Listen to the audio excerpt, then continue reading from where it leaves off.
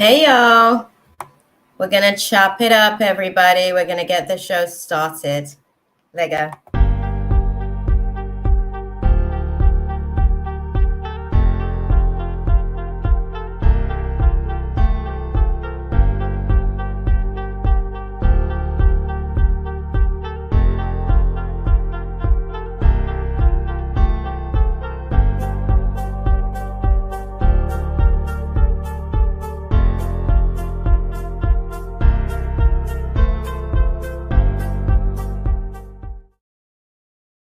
Staring at herself in the mirror on the restroom door.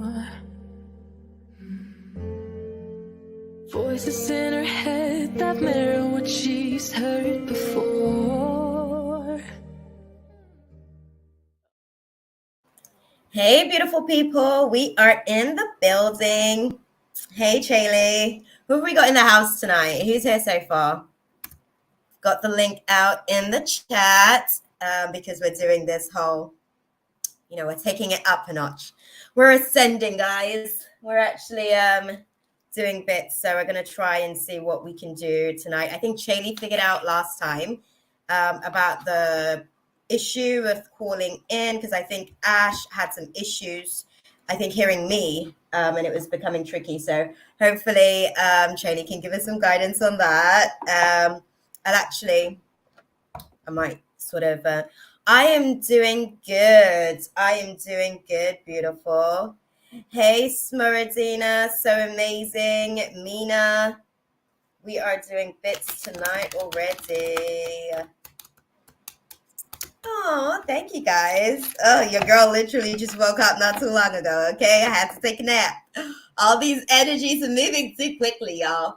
But I am grateful. We give thanks because now I'm up. I was literally in sleep, taking my little nap, and the guys are like, hey, girl, what you doing? It's time to be on. And this was like 8:12, and then I had to get up and feed my human, okay? That part, because I've just been up and down and around today, just doing the mostest, right? So it's been a little bit touch and go, but oh, thank you, beautiful. Yes, definitely doing the colors. It's so funny because like my mum, she only wears like tones like grays and greens and browns. So my colors can be a little bit like, oh my God. So it's always very, very interesting. But thank you. It's always interesting to get like other perspectives because I tell my mom, like, look, I'm me. How was yesterday with my nephews? That was cool. That was fun. We went to Tate Modern. If you guys are ever sort of like in the UK, that's a shout. That was actually a nice little spot. It's free as well.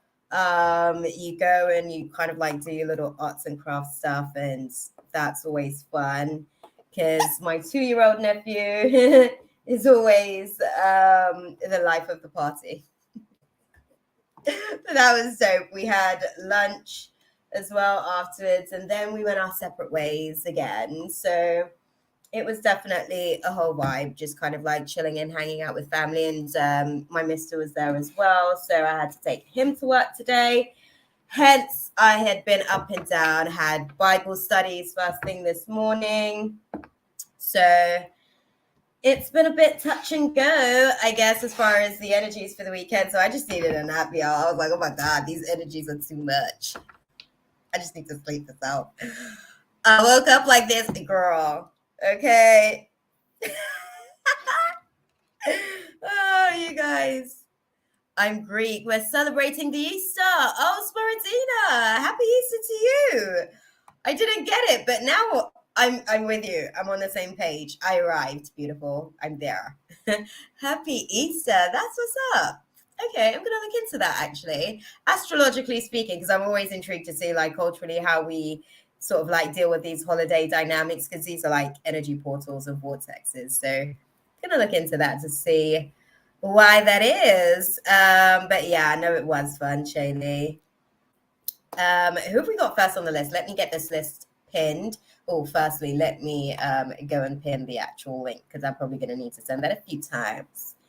So let me star that and put that over into the other area of the chat, and let me star the list. So we've got Smaradina first on the list. Oh, that's what's up. Awesome. Then we've got So Amazing. Yes, Maradina, if you are just doing question and you want to sort of like type away, throw your question in the chat. There's also the link if you want to come on to the live, I guess.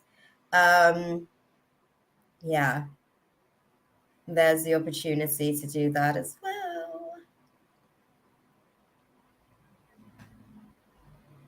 When you're ready, you can throw your question out there. But how are you guys doing? How are you guys since we spoke last, all of 2 days ago? We're going to be getting to see more of each other, guys. I'm looking forward to that. That's going to be new for me to actually be out here in these YouTube streets as often as this. But that's how you know that your girl's optimized, okay? Your girl's getting more like YouTube space time. Cheers to that. Okay, that part. Cheers.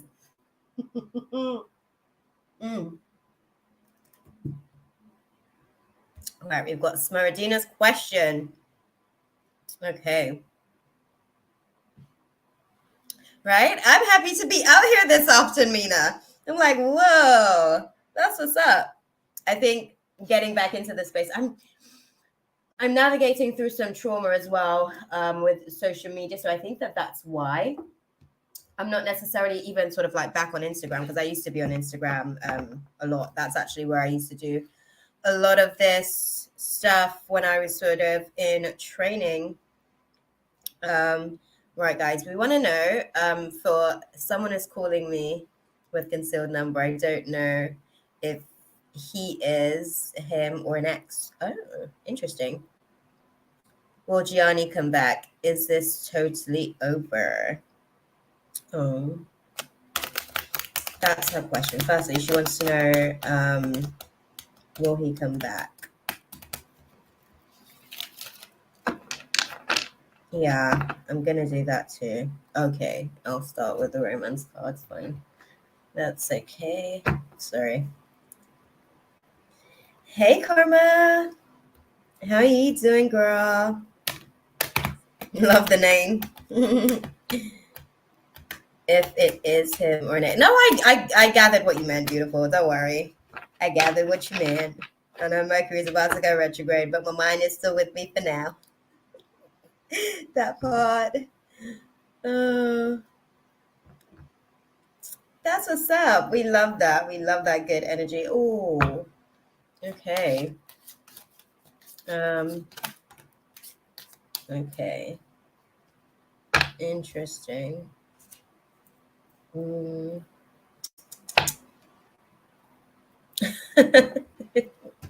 Smeradina, you laugh. You laugh.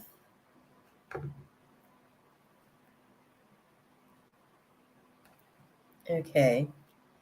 I had to, though. They're like, being very direct tonight, letting me know what's up. They're like, no. This is what we're doing, girl. This is what we're doing. I'm like, okay. Oh. Right. Thank you. Okay. So, interesting.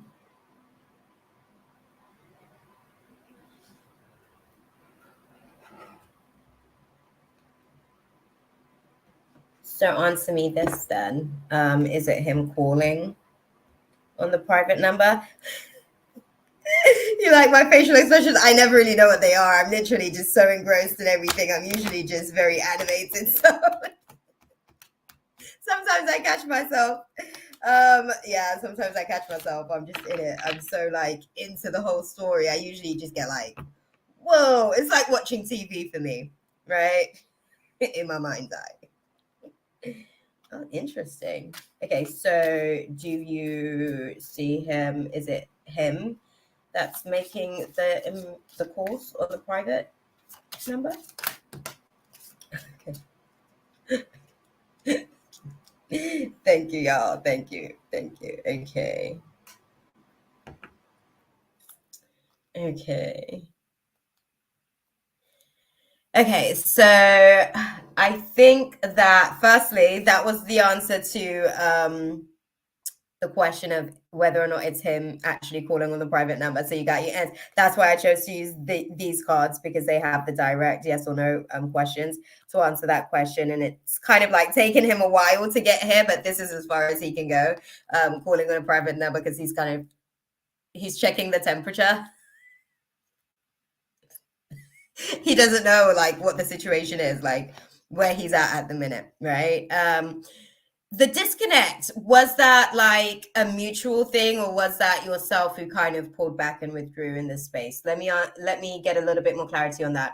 In terms of the first part of the question, I would say he's trying to, okay, because this is the second part of the question. This is the, you asked about if it's him actually calling on the private number. So they said that that's him trying to come in with an offer, basically, but that's the best way that he can kind of navigate that space. And then the no is that, like, okay, he texted me literally that he doesn't like me. Interesting. Interesting. In terms of the actual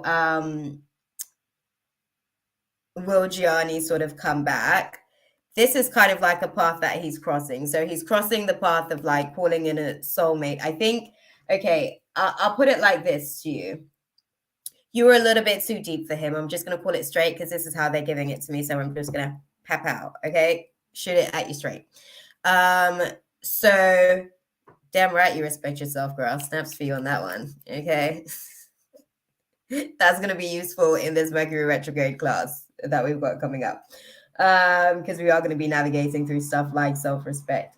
So interesting that this situation is kind of like still playing out, to kind of like see clarity in terms of where you are with that.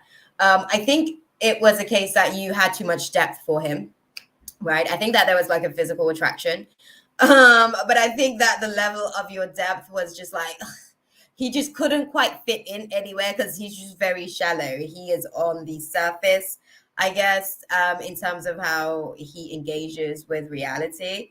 So it's one of those things where, there isn't really a reconciliation here. He's not necessarily thinking of reconciling, but he is calling in his soulmate. And I think the reason why he may potentially be calling on the private, I guess, is to, again, like I said, check the temperature, because I don't think that he thinks that if he comes in as like his number, that's going to get picked up.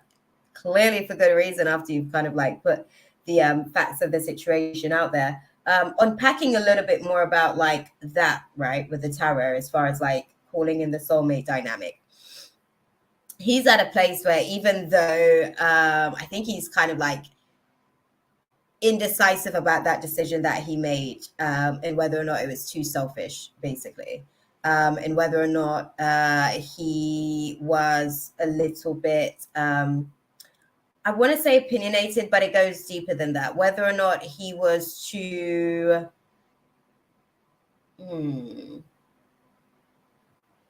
he was too quick to make certain decisions on the situation. I think he's pondering on whether or not he was too quick to make a decision on your differences and stuff, because I think he found it difficult to be able to fit in, right, into like, the abstract, I guess, foldings, because the puzzle piece, right, when two counterparts sort of like come together, the differences that we navigate is like the edges of our energy field, and where there may be sort of like static, that's where we might find static in the relationship. Like, and this is, I guess, where he was kind of mentally restless at times about whether or not you guys would be a good fit in terms of just your belief systems. I think that the standard was a little bit out of reach for him.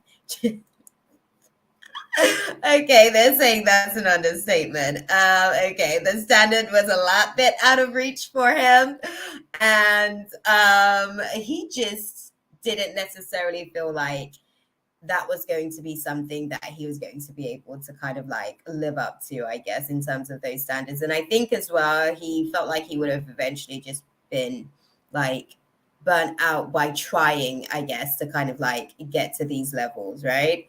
Um, so yeah,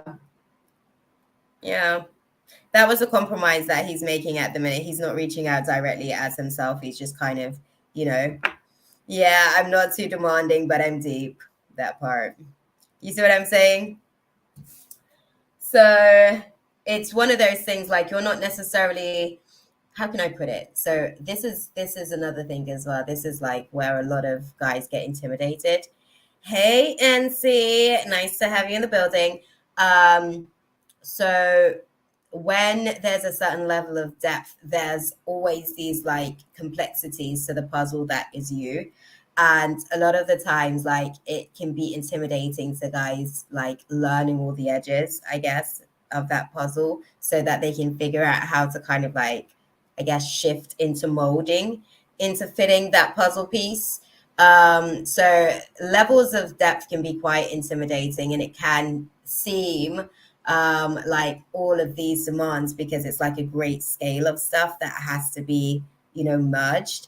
So you may not be demanding, but there may be a caliber that is required. Okay. So yeah. Yeah. It's like how I can't get on certain rides. Beautiful. I'm 4'9". It's just one of those things. Standards are what they are, right? You have to be this big to ride this ride, that part. In terms of energy, you know what I mean? Like it has to be this deep to be able to ride this ride. Okay. What is the advice for our girl Smeradina sort of navigating this space then? What do you guys advise? Is clearly as okay. Thank you. Okay. Well, I would like some elaboration on that. If you don't mind, please, and thank you. Right. Okay. Oh, okay.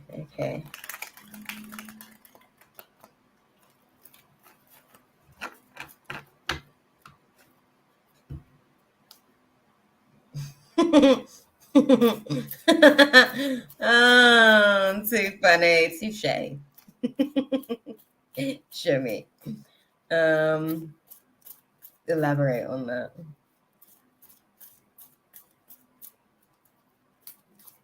So what they were saying, right, as I was kind of like looking through the cards and the context of what was going on beneath the undertone of this situation, they were saying obviously like even with the calling situation on the private number, like he's being led by his spirit of lust, like he's on that night of one's energy, he's on that lustful action time. I guess that's his little head's moving as far as like what he's moving with. I don't know if his logical mind has actually like figured out anything in terms of how to navigate through those depths, the layers of you that he was concerned about. Like he hasn't got that figured out. He's just moving from that little man. Right. So they're saying sort of like listen to your intuition, right? The card that came out for you as far as the advice was to listen to the card that came out for you was abundance, right? Sorry, there you go. Abundance. Right. So we wanted to okay. So where they said abundance, I asked them to sort of clarify that energy for me. Like, what does that mean in this context of things? Because I'm like, okay, we get it. But in terms of their clarifiers, they've sort of said the 10 of Pentacles in reverse, right? And the 6 of Cups. So they're basically saying this reunion would be taking on too much. Avoid taking on too much responsibility with this reunion because they're saying that there's an opportunity for the Ace of Wands energy. So there's an opportunity for new beginnings that has the potential to be a little bit more stable. And I guess it's going to kind of like, how can I put it?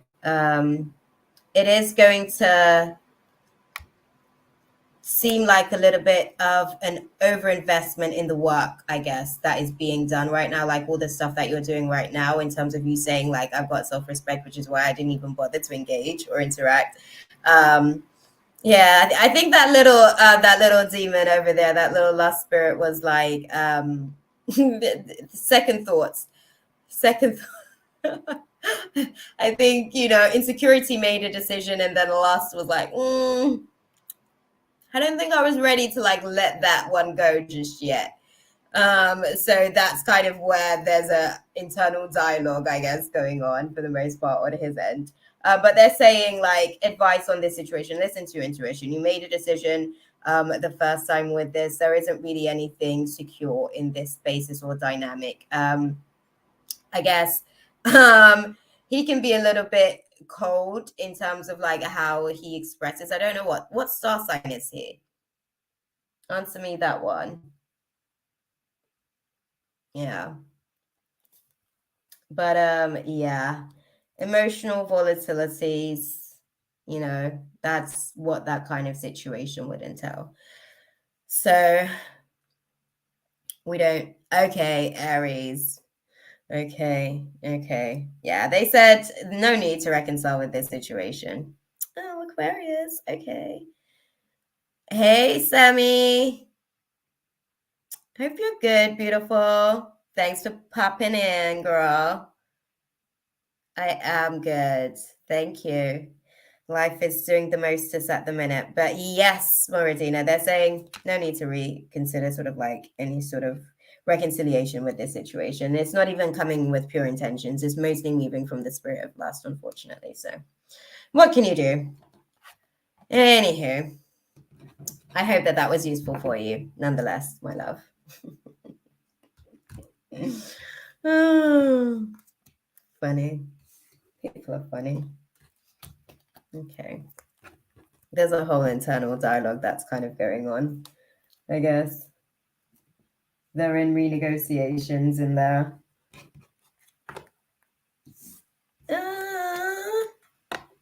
Thank you. So amazing. Who we got next on the list?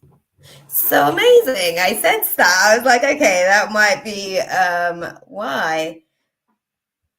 Thank you, Smeradina. Oh, we are active and doing well in the chat tonight.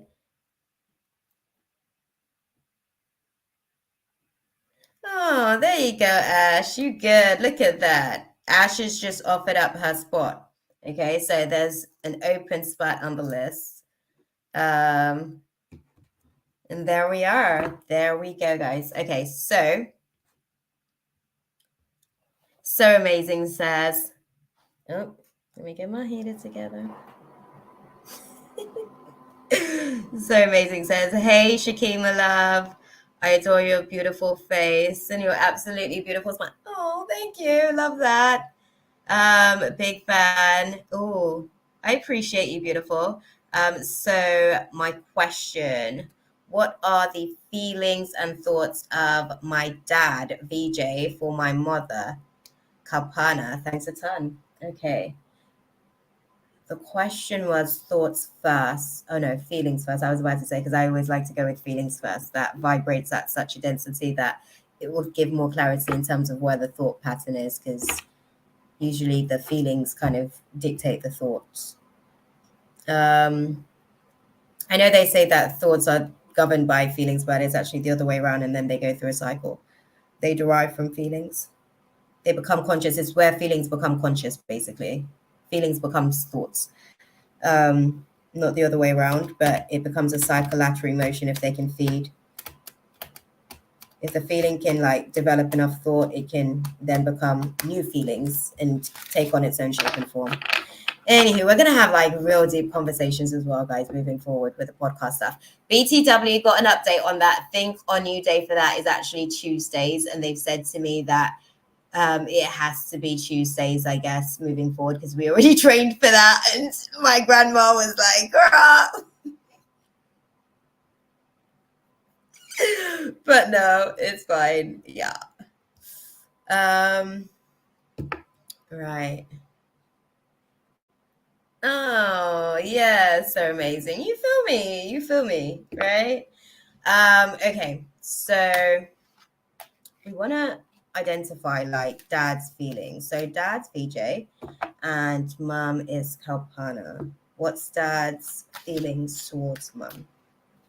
Let's start with that. Dad's feelings towards mum. Okay. Thank you. Oh, thank you, my love. I love to smile too. Okay. Even in awkward moments, it's actually one of my things. I've been doing that a lot lately, actually.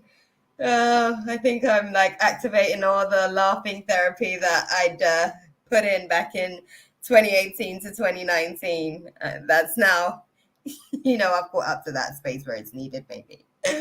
But yes, interesting. Okay. Oh, is mom and dad navigating through some issues at the minute as far as I don't want to outright say separation, but there's definitely some sort of romantic disconnect to some degree. So amazing. So is there something sort of going on in terms of some dynamic of separation of sorts? Help me understand that. Oh, Barbara. Hey, I just tuned in. My first time here seeing you. Oh, hey, Barbara. Welcome to the room, girl. How are you doing, beautiful? Okay, okay, okay. Right.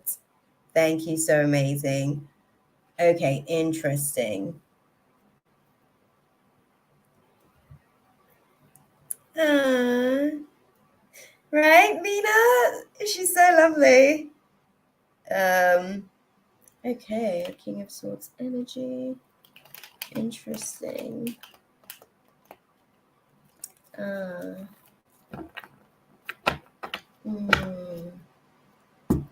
So what's his thought process on the situation? Okay, thank you. That was quick. Okay. That was quick.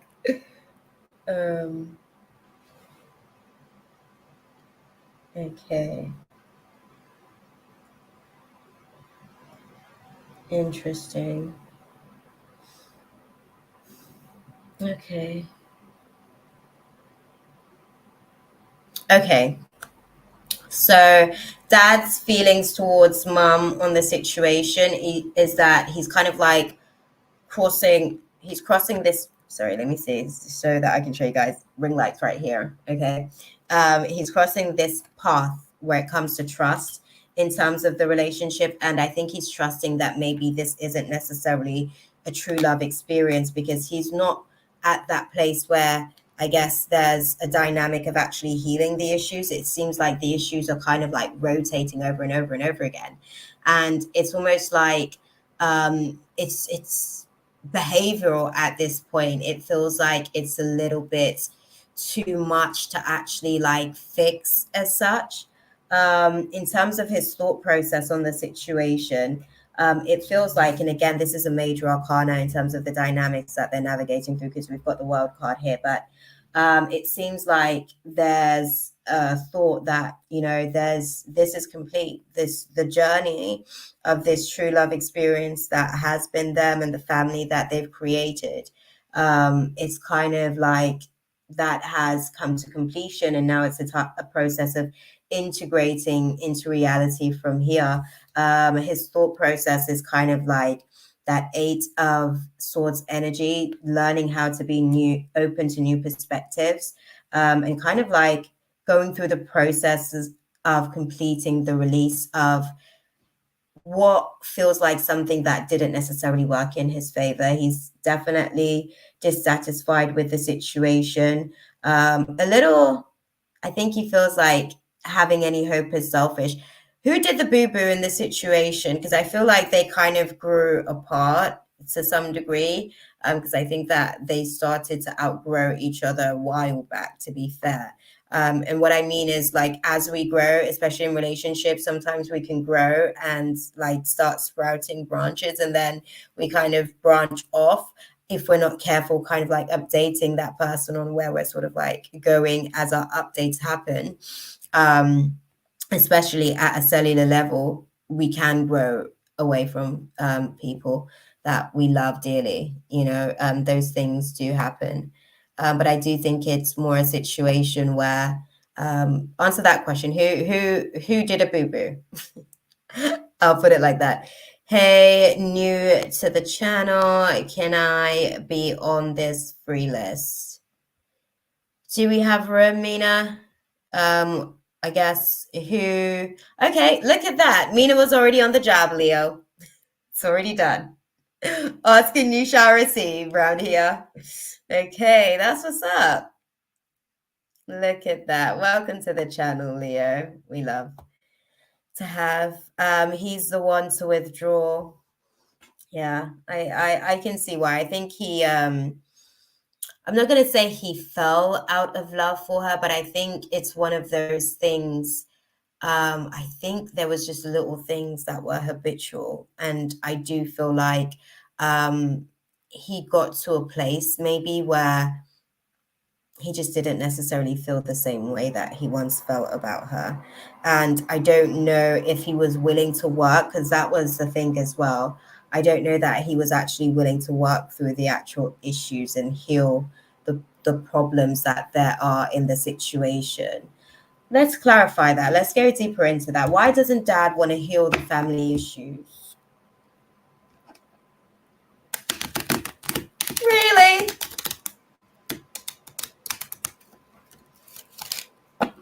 Sorry. Okay, dad doesn't want to be in the 8 of Swords energy upright. He wants to be in the 8 of Swords energy in reverse. He wants to sort of have this open, free experience of this release, right? He feels imprisoned, basically. I think he's at that place now. I don't know. How old is dad? Is he having a midlife crisis? Where is he in terms of life, age-wise? Because they're kind of like saying it's kind of like a rite of passage to some degree, in terms of like this juncture in life that he's at the minute, and the decisions that he's kind of like having to make as far as where he is right now. Because this may very well be down to like a midlife crisis dynamic, basically. Reevaluation season, pretty much.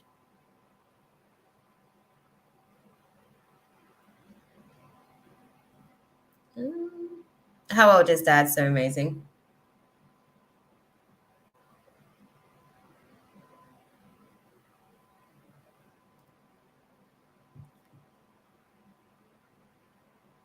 But yeah, why doesn't he want to heal the family issues? Put it into context for me. Okay.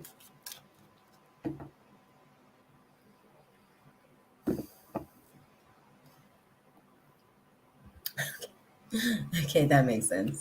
That makes sense. He's a little bit of a free spirit. He's a wanderer.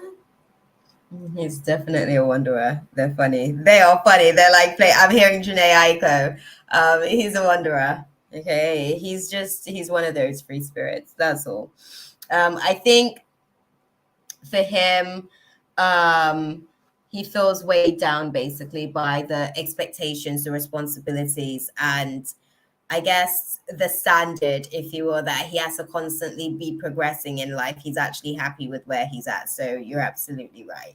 As far as the not so ambitious, that spirit isn't necessarily activated within himself, but that's also because he's not really motivated. And I don't think he's really like done enough to actually like trigger or spark his intrinsic motivation, because I think it's because his intrinsic motivation, like his internal motivation, isn't really present. But that was something that he could have utilized like external sources for, and like really find some extrinsic like sources of motivation, but he's just not willing, I guess.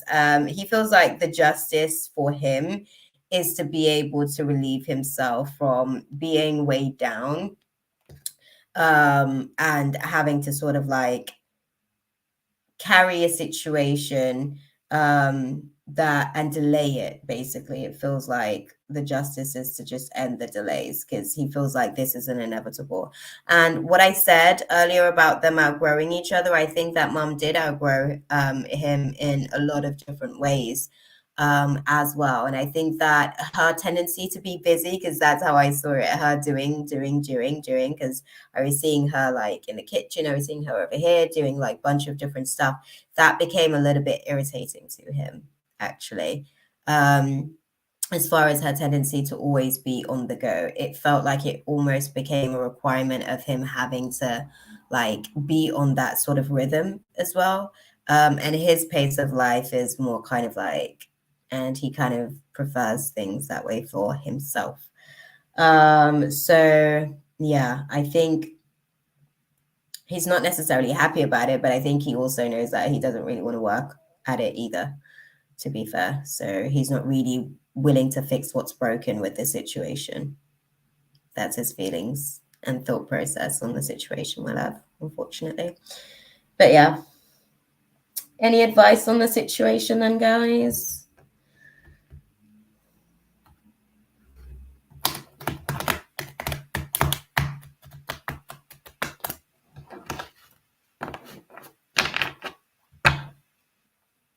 No, lack of abundance. Okay. Okay. Yeah. Yeah. The advice is to choose a new direction. This situation is not a yes. It hasn't been ordained, basically, at the minute by God with the situation, because God has to work for all of his children, and he's not really willing to do what is required to maintain the relationship with mom. And God also doesn't feel like mom should have to settle, unfortunately. But I think that they'll both find their peace with the situation as time moves on. Yeah. So that's the advice. I hope that that was useful for you, my love.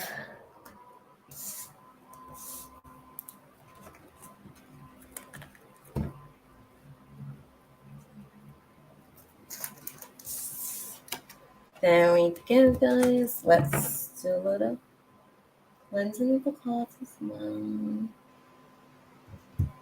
And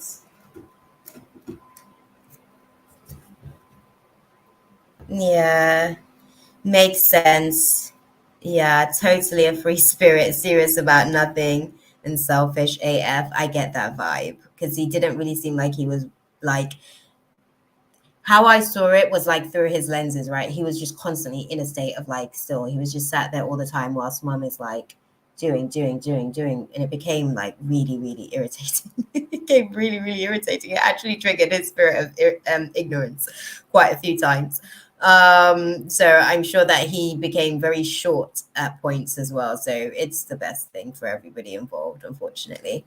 He has always been like this since the day he got married 24 years ago. You're spot on about this. So accurate. Grateful for all your precious energy and time, Shakima. Oh, thank you. So amazing. You're so amazing. The name is fitting. But no, that's okay, beautiful. Thank you for stopping into this space and sort of clarifying. Obviously, if it was something that you wanted to, see a little bit more insight on, it is what it is at the minute, and it's just where it's at. And I guess God has willed what is necessary for everyone involved. So that's where we're at. It will be for all of you guys' best interest, though. I'll tell you that much. Okay. All right, guys, who do we have next on the list? We have Ash 13. You tried to call in last time, Ash. You want to do a call in again tonight? Oh, yes. No, Ash didn't take her place. Sorry. Let me pin the new list. Sorry, Mina. I am going to come back to your question. As you put your question out there, I was like, oh, yes, snap. My bad. Okay, let me start Mina's question as well. Quickly. Thank you, Mina.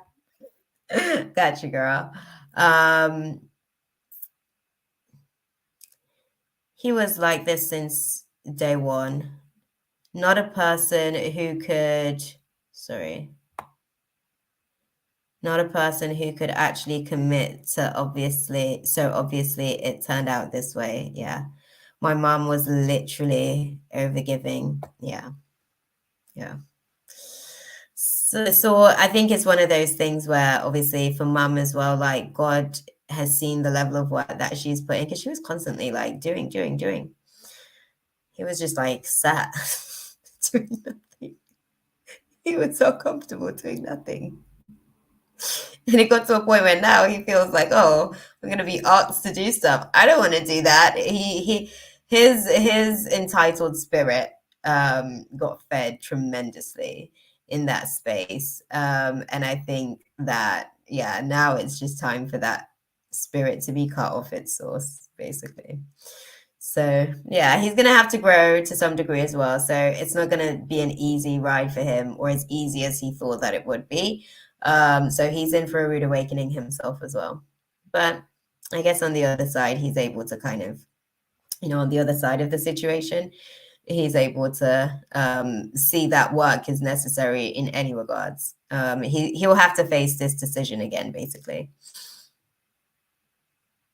Oh, look at you guys giving all the loves. Oh. Okay, so let's go to Mina's question.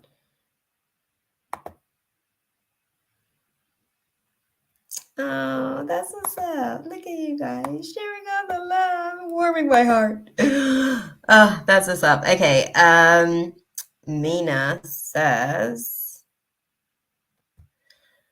what are the thoughts and perceptions of Hassan about me? Thank you so much. Love for your precious time and energy. Forever grateful. Thank you, my love. You made sense. You made absolute sense, Shakima. You're truly blessed and God gifted. Thank you so much, beautiful. I appreciate that. I navigate through whether or not I wanted this gift, but I'm figuring out how to utilize it. I'm figuring out how to utilize it, I guess. In this world, it's not necessarily always the best gift to have. Oh, God.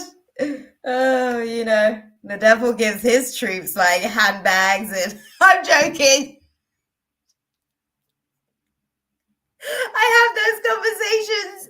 I have those conversations with the guides sometimes, right? I'm like, look at how he kits out his team. Like, I know that obviously we're not here for the material, but you guys have got to like figure out how to level your stuff up, okay? Because we're out here like actually doing the work, right? Hello. I've had those conversations a couple of times. Oh, but yes.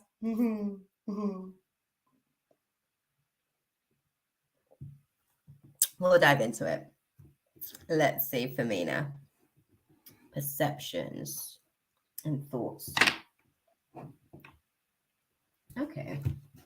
Both with the tarot, they said. Okay. Both questions with the tarot. Okay. What are his thoughts about Mina? Hassan, what are his thoughts about Mina?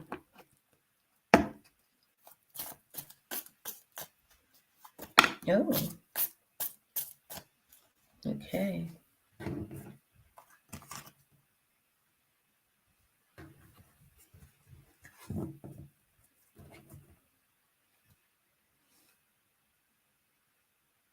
Okay, interesting.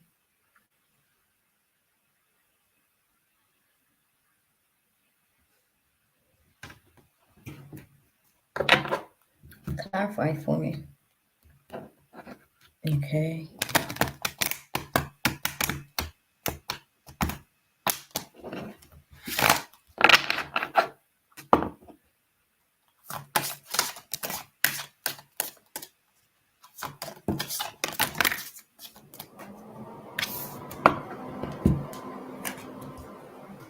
Okay. Very interesting. Mhm.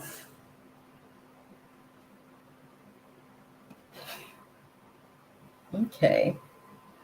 And what are his perceptions of Mina? Okay.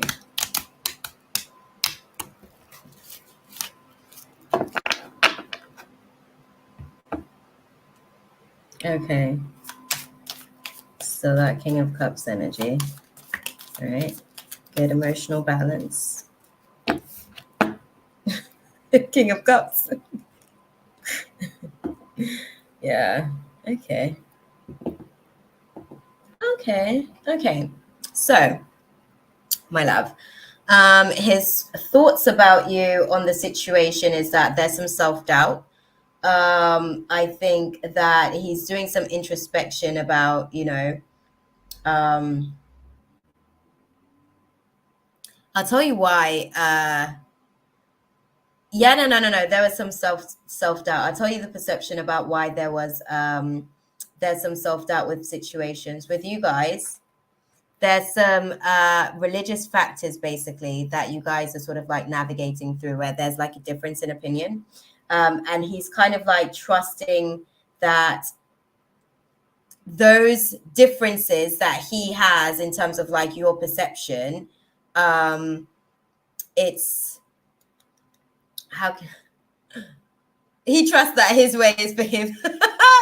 Basically, he trusts that his way is for him, I guess, because I think that to him, I guess some things that you do to him is questionable. And I think that he is kind of like at a place, right? Because he's got two big major arcanas when it comes to you. There's the Hermit card upright, and we've got the Strength card in reverse. So it's almost like there isn't really the strength to be able to go within and go as deep as you do in terms of your introspection on self and life and the signs that life can often like bring and give to us. And I think that with him kind of like trusting that he doesn't have the ability, I guess, to go deep within himself, to be able to process on the level that you experience life, right? The undertone of the situation is a Page of Swords energy. He is curious, however. He's curious about your perception, but he isn't necessarily, he's not willing, basically, because the Strength card, I mean, he just doesn't feel like he has the depth or has the capacity. Sorry, let me say that. He doesn't feel like he has the capacity to go that deep within himself. He does feel like, as far as his perception of you, he feels like you're definitely constantly showing up as like the King of Cups energy. So you're constantly like on an emotional balance. You're always sort of like generous and kind to people, and you're always in emotional control. Is how he kind of like sees you. Even in situations where it feels like there's lack of planning or any sort of like foresight of a situation, you just don't, you always have your ish together, basically, girl. And that's kind of the perception. He does feel like you're somebody that's able to kind of like stay still in the storm type thing. But yeah, I think for him, the introspection and the level of depth that you kind of like go into things, he trusts that his way is okay for him. That's where he's comfortable. That's where he's at. Oh, snap. That's funny. Yeah. That's good for him. Right. Any guidance, guys, on this situation? Oh, dude.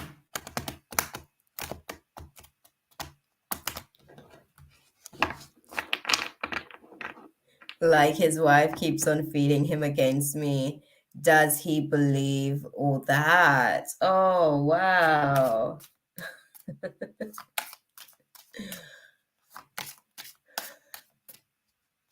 I don't think that he believes all of that. I think that, like I said, he feels like what is for him, like there's no judgment on his part. He is kind of like obviously receiving her judgment, and her judgment calls on things But I feel like for him, it's not necessary. That's literally what it's like. It's like her outpouring. She says other stuff. Basically, he's become adept at basically learning how to ignore certain things that she says. And this area of life is also another one of those areas. And yeah, he just knows that what is for him, and that's how he chooses to experience life. He doesn't really necessarily care what you choose to do with your stuff, but her projections. But that's just the best way that I can put it, beautiful. Like, he's become very adept at like figuring out how to just tune her out sometimes. So for the most part, he does to some degree, because he realizes and understands that like there's a sense of admiration to some degree as well, right? Because like he's also the hermit, right? As far as like his thoughts on the situation, like he's aware that there's a certain level of depth in terms of your perception on reality. However, he's just not at that place. He's not willing to go that deep, and he accepts that for himself. And he also accepts that there may be some truth to some of the things that you say, and he is actually potentially kind of open to some of the things that you say. Yeah, admiration, just in terms of the way that you're able to carry yourself in situations. Like I said, always on that King of Cups vibes, always, kind to people, always just able to balance situations and adapt to the environment around you, like whatever it is that's going on, even if it may be uncomfortable for you. You know what I mean? If it might catch you off guard, you just kind of like figure it out. And those are qualities that makes him say to himself, this is one of those things where I can tune her out as well. Like, she's got her perception, but as far as like what I see as well, it's not for me, but I guess that's how she chooses to live her life. Who am I to judge, type thing. So yeah, he sees you for your own person, basically, outside of what his wife has to say about you. And it's about the qualities that you possess that makes him feel like, yeah, that just, it doesn't have anything to do with him, basically. He feels like that's between you and God, for lack of a better way of putting it. Okay. But yeah. Oh, interesting. The guidance for you is that the lack of success and progress that you guys have kind of like been having, I guess, maybe even in terms of the situation with the wife and her sort of like getting into his ear about things, because not for, it's like when you have a bee around you just buzzing constantly, it's never fun, is it? Like if you have like a fly there and you're just hearing bzz, that's kind of like what it's like, you know what I mean? You just kind of want to get away. So I think it's like one of those situations for him with the dynamics with the wife, but there are going to be some changes to the situation, I guess, within the next few weeks. I want to say 6 to 7 weeks is probably a turnaround point. But yeah, there's no need to kind of like reconsider who you are or anything. This is actually an opportunity for things to kind of like play out. And the dynamics and the way that it's going to be playing out, it's a case of like, it's not the right time. I think that over the course of the next 6 to 7 weeks, potentially even in the Mercury retrograde dynamic, actually, that exam is probably going to be crucial in terms of like a pivoting point with this dynamic where the wife is like, her word will definitively be like, see, this is who she is, but yeah, you're okay. He's not sweating it. That's her opinion, and that's how he sees it. So you good, girl. But yes, I hope that was useful for you. Oh, Mina said, makes perfect sense. God, such truth you reading so well. Oh, it's just what it is, beautiful. Yeah, he tunes her out. Who wouldn't admire Mina, right? Such a beautiful soul. It's okay, beautiful. It's okay, my love. Thank you for stopping into this space and putting it out there. I appreciate you, love. Okay.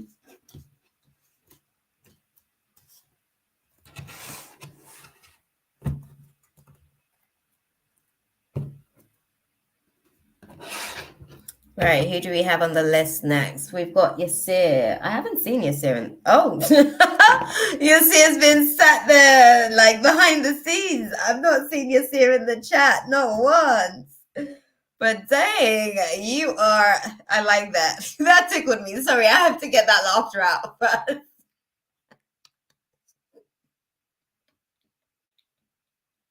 Because I was questioning whether or not you were here, Yasir.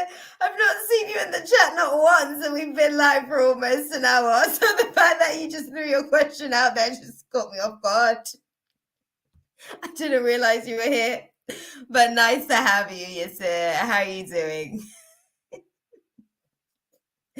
Oh, we're going to dive into your question. All good. Thank you for the question, by the way. Mhm.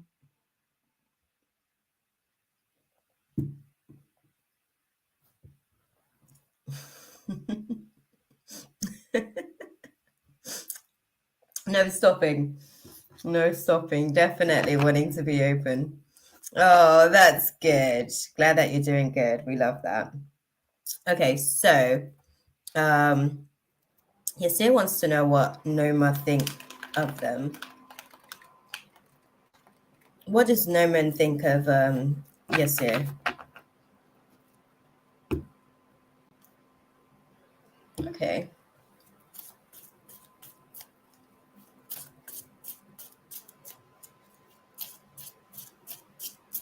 They definitely see you as somebody who has a tendency to like avoid conflicts. You're not necessarily that type of person. You're usually kind of like focused, I guess, on whatever it is that is the goal at hand.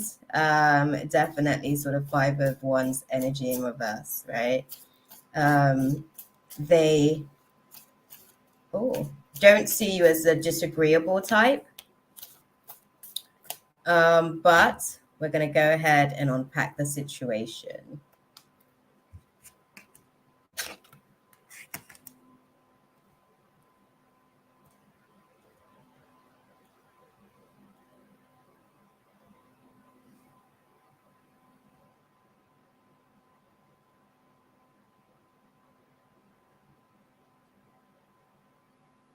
Interesting.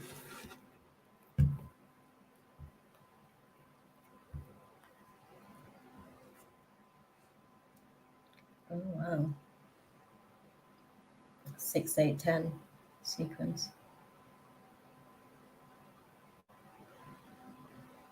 Okay.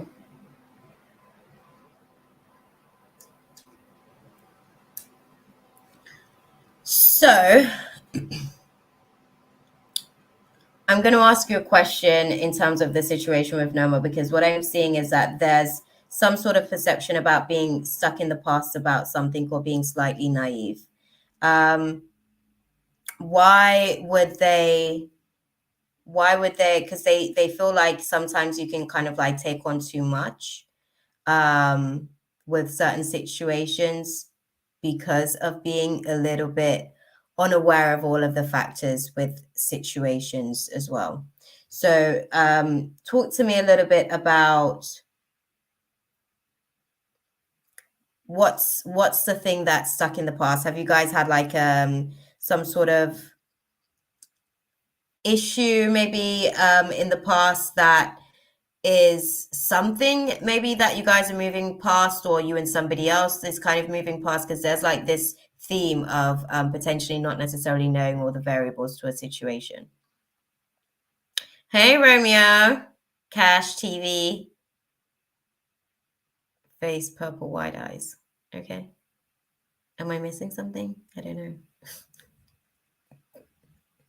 I don't know if I'm missing something with that comment. But no. Elaborate for me.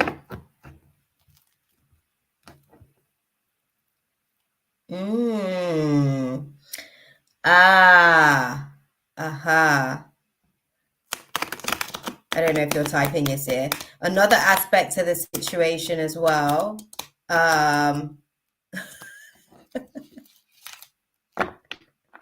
Thank you, Mina. What's the emoji? Is the emoji possible? Thank you. So amazing. Well, there has been no issue. He just misunderstood me while we were talking on a phone, and since then we have not talked to each other. Okay.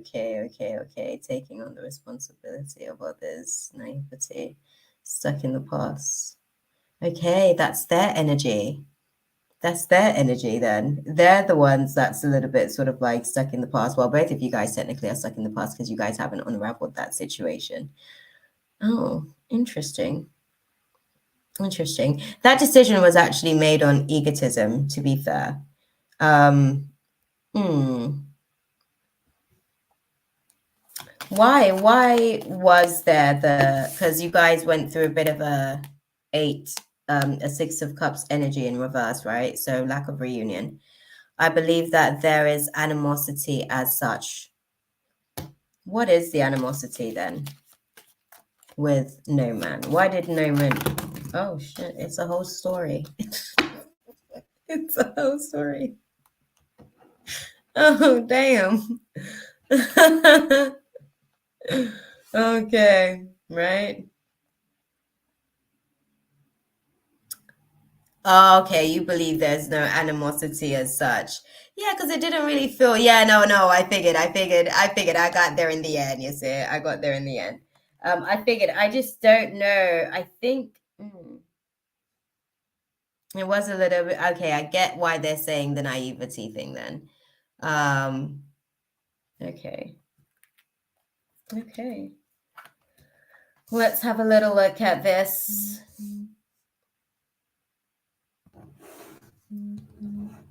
Oh, that would have probably been the donation. Let me have a look. No worries, beautiful. No typo. We got it. We're about to have Mercury going retrograde soon. So you're right on cue with it. That part. Yeah, that's funny. Yep. We've got the donation from Paris.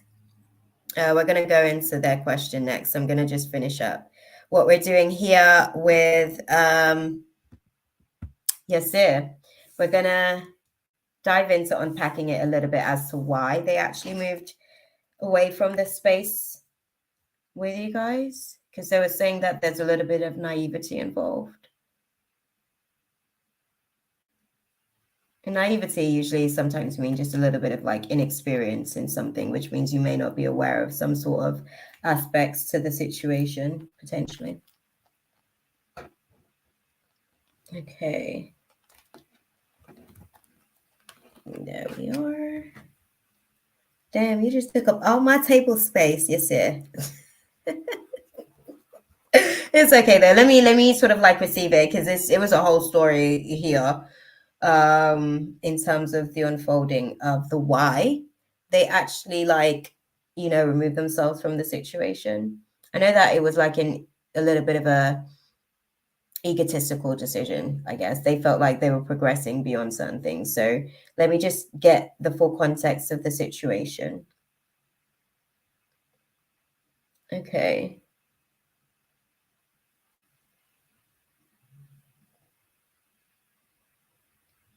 Okay.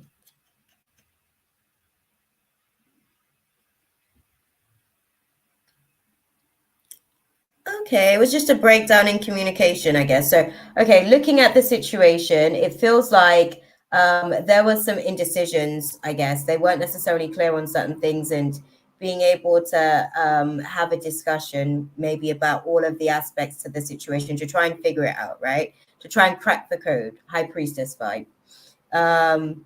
Like trying to kind of plan ahead with situations and prepare oneself. That's where the breakdown in communication sort of like came from, right? Kind of like you said there, I think it was more sort of a case of differences in opinion, really, and not being able to kind of like, I guess, navigate that debate. I think it got a little bit too heated. I would like to know if what he thinks of me is influenced by someone else.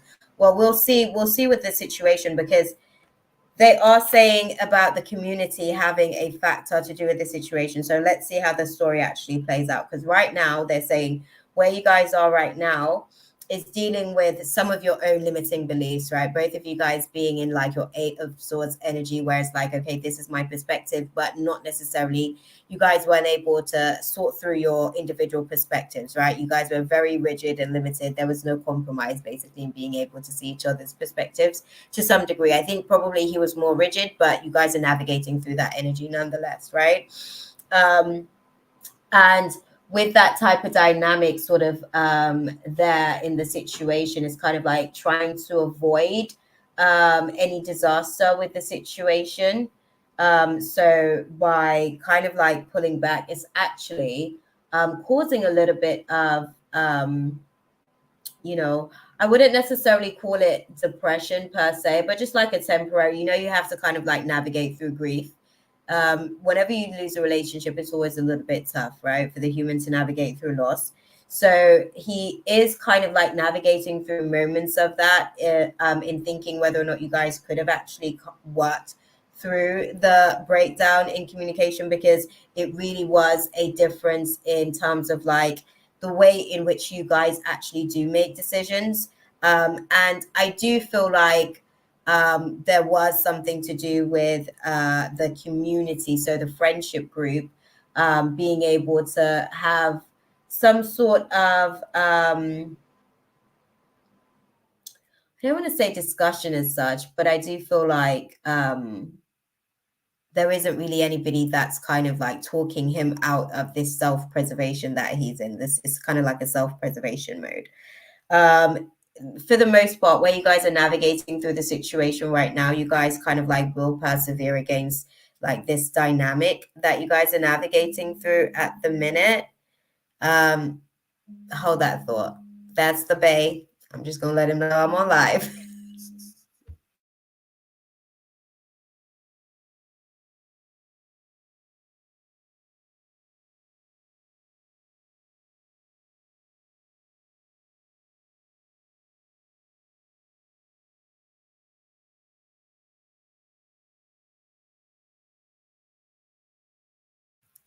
There we go, y'all. Okay, yes. So, yeah, you guys will kind of be able to persevere with this situation. I do think, however, I'm not necessarily sure that it's a situation that you guys kind of like, you know, persevere together. It may be a situation where you guys kind of like ultimately go your separate ways, to be fair, moving forward, nonetheless. It is something that is like, it was a hasty decision. And I think that there is maybe regrets about that hasty decision a little bit. But at the same time, I think that there's some ego involved with the situation. And that's where I guess you were perhaps a little bit naive. And again, when I say naive, naivety simply means inexperience with their tendency to be that egotistical in situations, right? So this was your experience, your first big experience of like an egoic flare up, basically. But I think moving forward, he'll kind of continue, they'll continue to, hold on, that's my mama. Sorry, is it?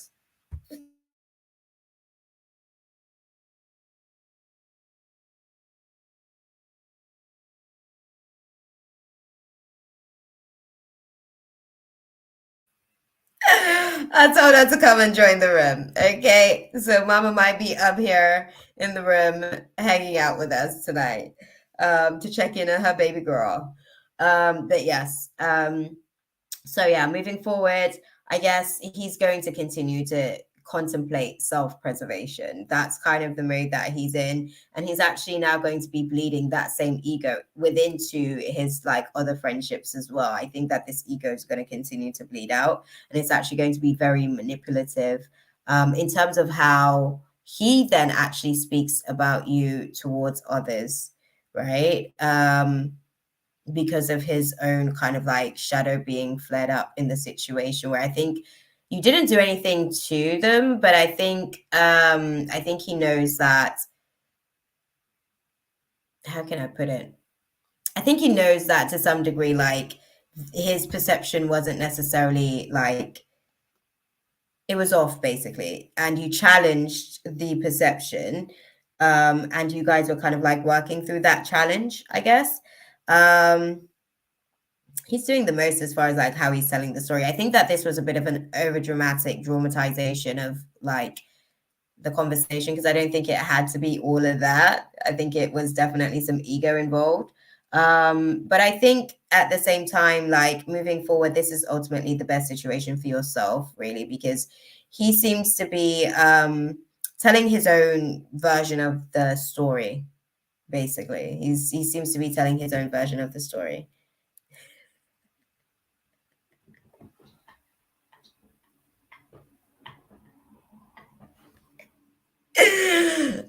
Mina, give your love to my mom. Yourself, girl. Okay, she in the chat talking about hi. How can I get my older daughter to FaceTime me? Mommy, I speak to you every day. That's my mom, Chaley. She's just being a loser because she's like that. She's like that. She's sad like that. Hey, Ma. Mina says, hey, Auntie. Shaylee says, hi, Mom. You're such a loser. She's such I can't believe that's what you came in here to say after I said, come and hang out with us. Oh, Mommy tickles me. Okay, let's see. What's the advice for you, Sia, with this situation with Noman? Because I think that they're going to be holding their guns with the situation, basically. Okay, they're saying that it's not up to you with this situation. I think that this was more of an egoic flare up on their part. Yeah. How long were you guys friends as well, Yasir? Or have you guys been friends? I'm speaking of it like an ending of a relationship, but I feel like this may be like the end-ish, right? Oh, Mom says, hey, everybody. Oh, okay. What is the advice for Yasir in navigating the situation? Okay, thank you. Okay, thank you. Okay, Yasir. Wow. I had one of those as well. Oh, Shaylee felt the pain of that one the other day in our last live, whilst we were sort of on live, just having a chit chat. Oh, does it hurt like being in this kind of like separation in you guys' relationship at the minute over like a minor misunderstanding, but a very big eruption? And have you ever sort of like had this, this experience of his ego flaring up before as well? Oh, thank you. I appreciate you guys. You guys are so sweet. Yes, sir. The advice for you, the guys are saying like, just wait, just wait with this situation.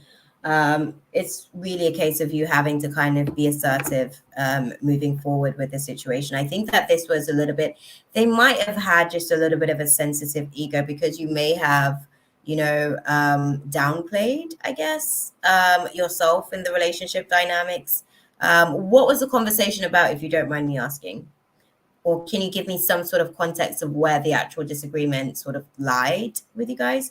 No, we were just friends and would often talk to each other on phone, and that stopped. It doesn't hurt or anything like that. I just curious to know his thoughts. Okay. But they're saying wait, and the advice for you is to be assertive with this situation, because there is abundance out there. And we saw earlier. Okay, we were talking politics. Okay, differences in opinion. That's small for you guys, really, but I get it. I get it. I get it. Politics is really one of those situations where once those types of conversations start to be had, it can be very, very heated debates. But yeah, I do get it in that case.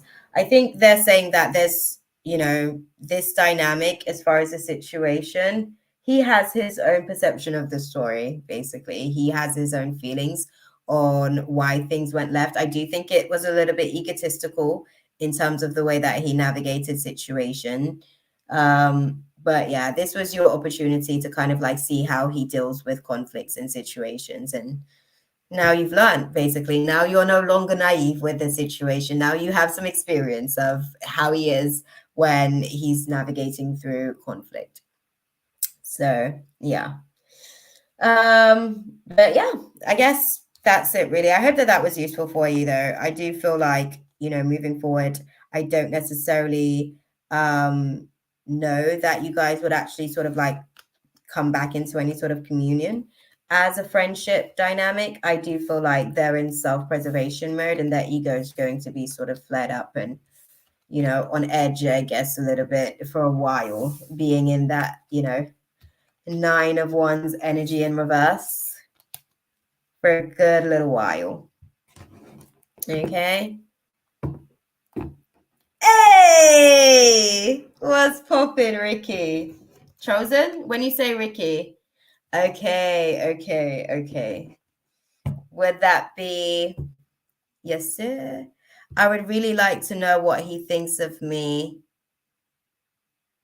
I would really like to know if what he thinks of me is influenced by somebody else. I actually think that he's influencing someone else. I think they're influencing each other. They're feeding each other. Two people, actually. It's not just him. It's not just one person that he's actually sort of like having dialogue with.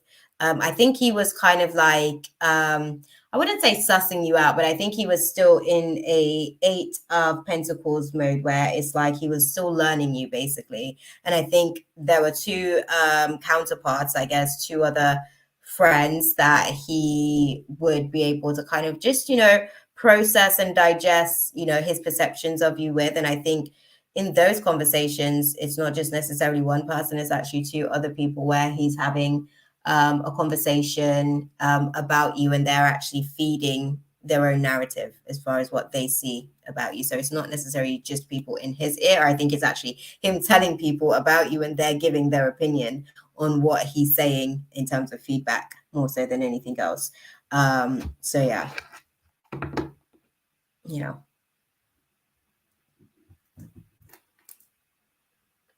but I hope that that was useful for you, my love.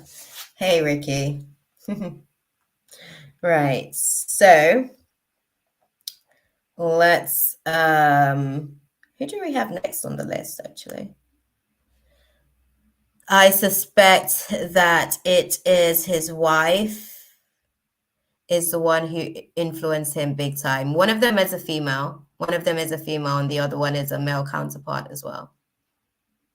So I don't know if it's the wife and a brother, maybe.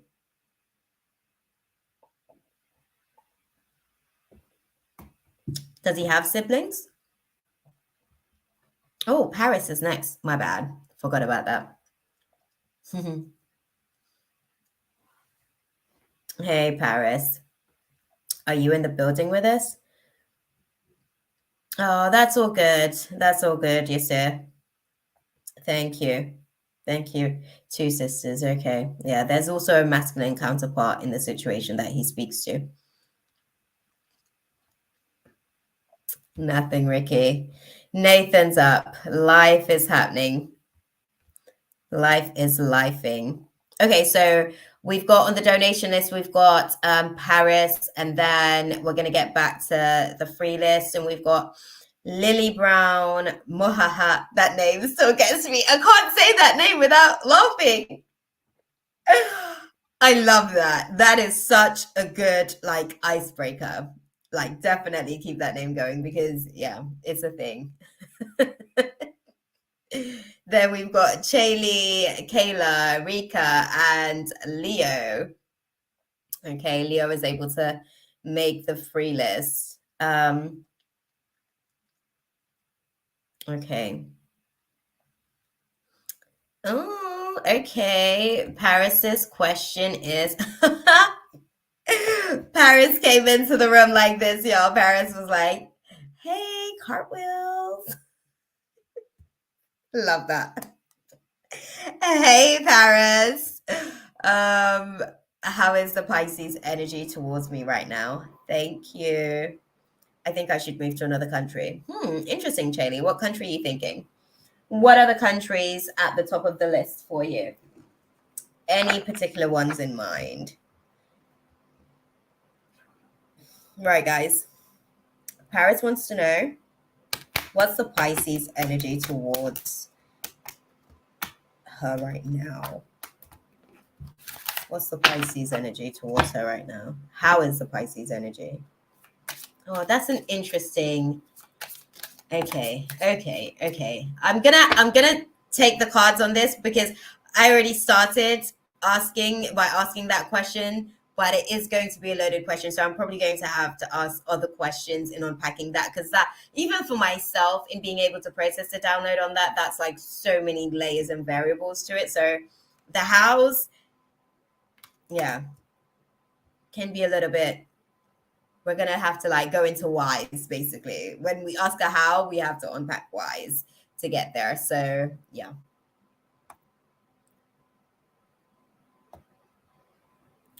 The Bermuda Triangle, dang. I'm going to rename it Unicortopia. I can't with you. Unicortopia. Okay, so I'm gonna get the energy cards to read a little bit deeper into this, to clarify a little bit. The energy towards you is that they're not necessarily open to sort of like a heart-to-heart conversation at the minute. There's not really any communication or flirting per se. Are you guys currently in some sort of disconnect in terms of, romance?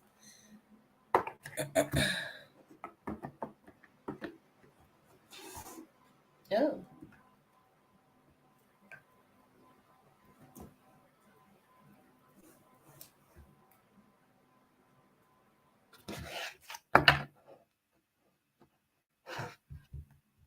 Oh, thank you, Ricky. Is there a bit of a disconnect, Paris? Oh, that's okay, Mina. That's okay. I understand. I know that on Sunday, obviously, I know the time difference is mad. So I appreciate you and thank you. Hopefully, Chaley, are you still in the building? You'll be able to kind of, you'll be able to take over for Mina.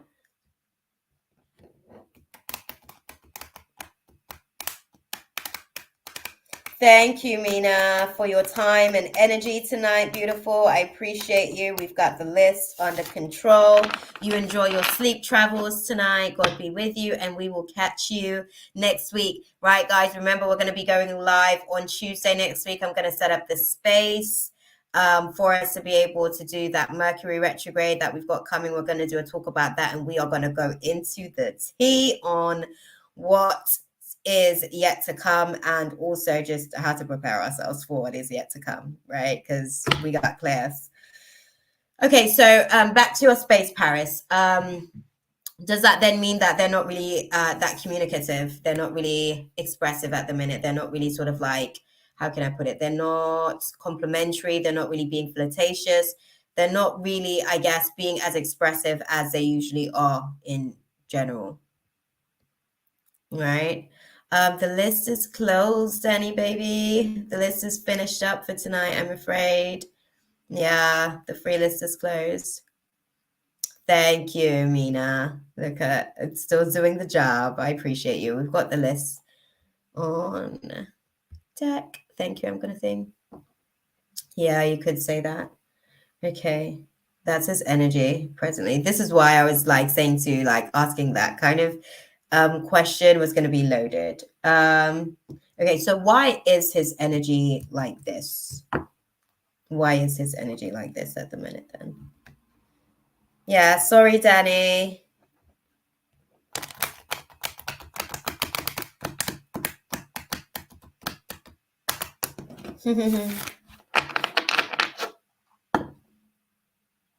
Okay. Why is it's more of an internal thing. Okay. Why is his energy like that towards our girl Paris? Okay, thank you. Okay.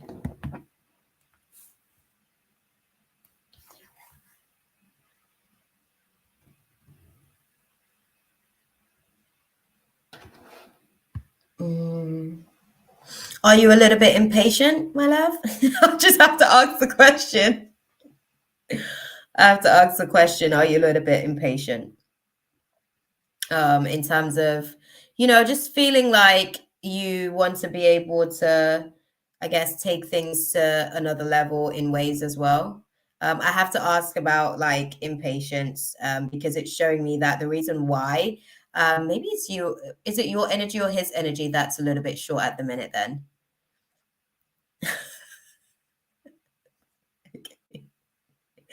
Okay, thank you for your honesty, girl. So that's the big factor as to why his energy is the way that it is towards you. I think that he wants to take his time to do certain things. I guess I think he's still like not all the way clear on a lot of things that I guess you've already made up your mind about, in terms of like family dynamics as well, and just what that looks like and what your value system looks like and how to align with that, right? Thank you again for your honesty, Paris. But no, the impatience is the factor as to why he doesn't necessarily feel comfortable to be able to have certain conversations. So because he's not necessarily comfortable to have those types of conversations, he's not actually even being as open and as forthright as he probably wants to be, because it might end up in a bit of a disagreement. So I think that this is more of a withdrawal to be able to kind of like preserve himself, because he doesn't know how that conversation may go and it could very easily go left. And I think he's kind of trying to avoid any sort of, stormy weather with the situation. I think as well, he finds it to be a little bit domineering. It can be a little bit domineering, the impatience, right? It kind of controls his emotional tides a little bit as well. So he himself doesn't necessarily, he's not as expressive as he potentially could be. Okay, so so what they're saying with the situation as well, right? Talking to you about navigating through this space that you guys are navigating through, because this is going to be interesting for you. They're saying it's going to be an interesting Mercury retrograde for you guys, because communication class is futile and he shuts down a lot. That's just his coping mechanism when he's kind of like backed into a corner, or when he feels overwhelmed about situations that you guys are navigating through, where it feels like you're kind of questioning him. Basically, you're questioning him, like demanding kind of like answers, basically like imminent answers, kind of like a now I need to know type thing. Those types of situations in terms of everything that you guys will be navigating through in the Mercury retrograde. Be mindful of that tendency, basically, that could blow up, in the sense that he may erupt during a climate like the Mercury retrograde dynamic, right? I think for him as well. Okay, talk to me about why his value system isn't necessarily all the way clear just yet as well, when it comes to the family dynamics and what that looks like. How long have you guys sort of like been speaking or with each other? Yeah, talk to me about that a little bit.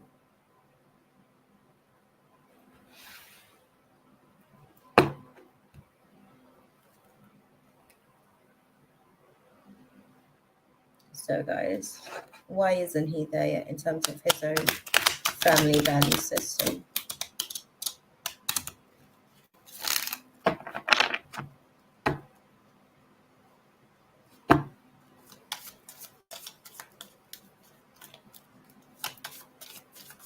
Oh, okay.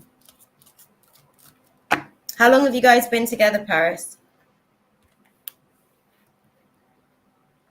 I can't tell you a time, but a while. and I don't really have conversations about it. He usually brings it up. Okay, okay, interesting. So is it we aren't together? So is it yourself that has the hmm,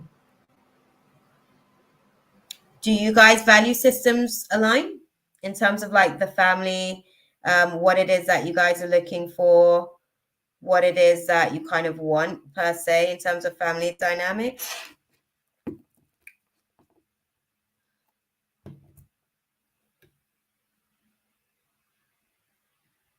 Planning ahead. Okay. Okay. I would say so. Yeah. Okay. Okay.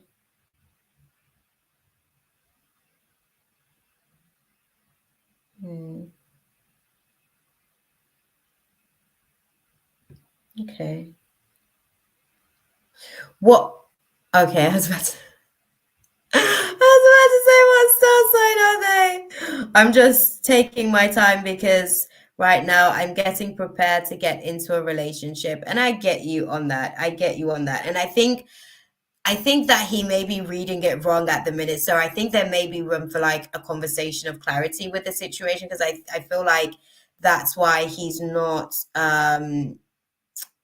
that's why he's not as forthcoming in terms of no, I know, I see. I looked at the question, beautiful. I looked at the question on the screen and then I'm like, oh, it's on screen. How is the Pisces energy towards me? That was the whole question. But yeah, anywho, um, what I'm seeing in terms of like the value system and the misalignment in that case, right? I think where you are, Mina's not here, my love. If you post a question, Chaylee's here. So Chaylee will be able to hold the question. I can also start the question because I'm on StreamYard. So I'll start the question and put it over to another tab. You guys can't see the tab, but I'll have the question. So if you put your question out there, Rika, I'll be able to I'll be able to have it over onto the other side in that case, right? I think so. I don't bring up a relationship. He does so. Okay. So what's the impatience thing about then? Yeah, Chaylee's out here, Rika. Chaylee will be able to sort of grab it. I'll star it as well because it's just one click of a button, just in case I get any mishap as well and I miss it. Okay. Question, sorry, Paris. We're all over the place. Many tangents over here. But back onto your space, right? Um, what would the impatience on the situation be then?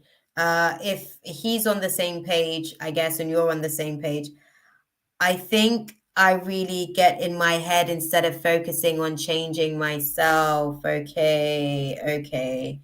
So you kind of like go on a loop basically. You think about it, think about it. And then that thought of thinking about stuff actually, girl, I am going to be bringing us the opportunity to have like podcasts to be able to have space to sort of sit down and discuss like some of the work and the classes and stuff that we're doing.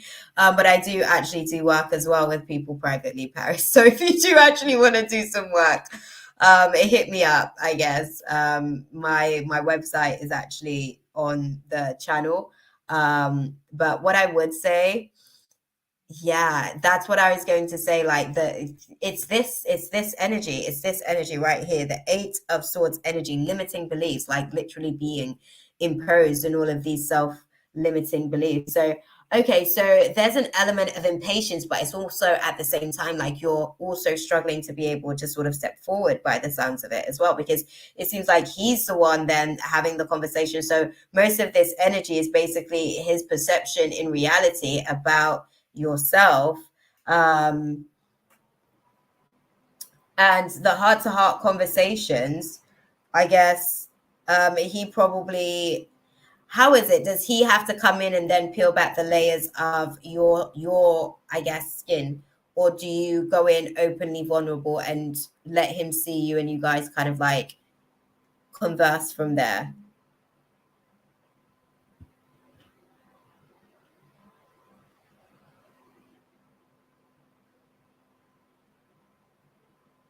Oh, yes. Thank you, Chaley. I appreciate you, my love. So Chaley's just put the website out in the chat there as well. Beautiful. If you are interested in actually sort of doing some work. No, I pretty open, and he likes that about me. Okay, so the fact of you guys kind of like having the conversations and the elements of impatience, like what's actually the problem in you being able to move forward then? Why do you keep looping on these situations? Is it more so sort of past traumas and insecurities playing up in the space more so than anything? And what do you loop about? Like, what are some of the questions basically or thought processes that you find yourself looping on? Okay, normally you need to be here for your reading though, for future reference. Thank you.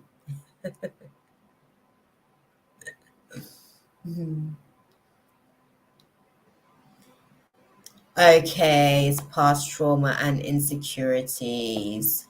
Girl, you need to hit me up. You need to hit me up, beautiful. Because you may have entities attached to you as well, then if we're dealing with past traumas, because that's how they feed. They like a traumatic environment. That's actually where our demons tends to start. That's their breeding ground, basically.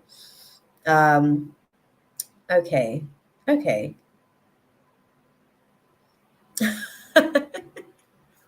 Hit me up, okay? Chaley's put my website out there. Drop me a message or send me an email as well, actually. I think my email is somewhere. I'm not sure. I think my email might be somewhere in like the description. I'm not sure. But hit me up by some means because I do work on that level. Yes, so once I get past myself, I feel it will work itself out. I agree with you in that regards because I think also what we don't sort of like take into consideration is that when we go through trauma, basically those things live within us at a cellular level. So that becomes basically entities. It becomes like a force of its own, basically, because it's still something that is a part of our vibrational makeup as far as like the energy body. So we do have to kind of like remove, and I had to remove like the girl that was my 17 to 19-year-old self the other day because she was having thoughts about a relationship that I haven't even been in for like 13 years almost. I'm like, girl, I had to really like, remove that entity and stuff. But again, we take these things for granted a little bit, right? So I think the limiting beliefs and the looping on situations, you might want to sort of take your time to sort of work through some of that stuff, right? Oh, Monorama. We're actually the list is closed at the minute. To be fair, we're actually just kind of like moving our way through the donation list, and we're moving back to the free list after this. But the free list is actually closed, my love. Same. I do that a lot. I thought I was the only one to do that. No, girl. No. We have to keep updating.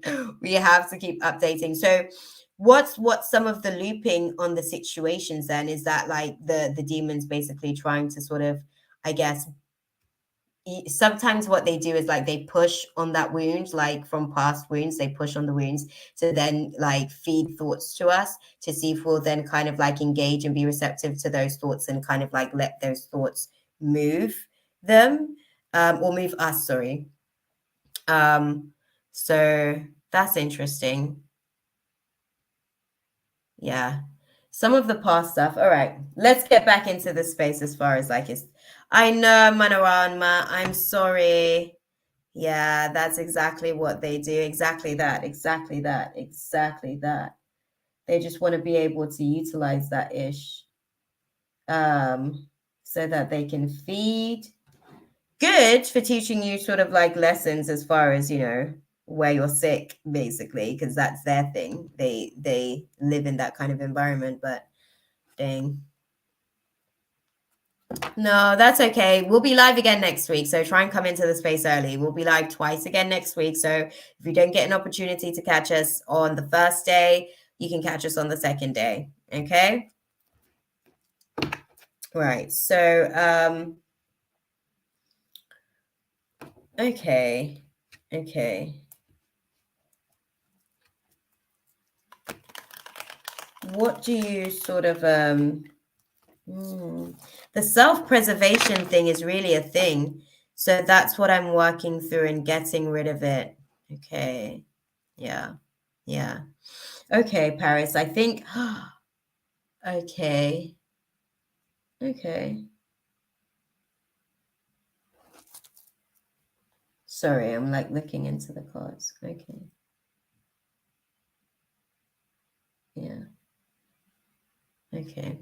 Yeah. So what's his energy sort of moving forward towards homegirl Paris then? What's Pisces' energy towards Paris moving forward?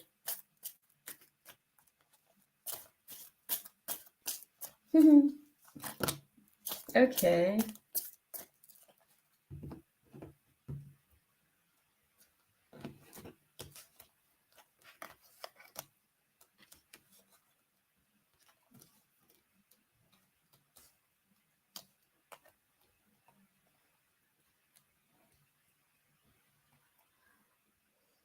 Interesting.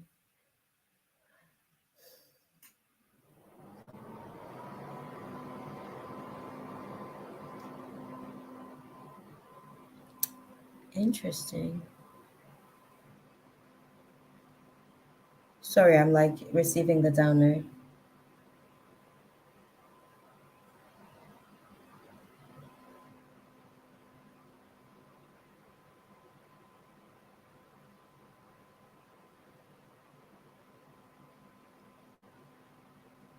Okay. There may be some disruptions. You may have a tower moment during the Mercury retrograde cycle with this dynamic that you guys are navigating through.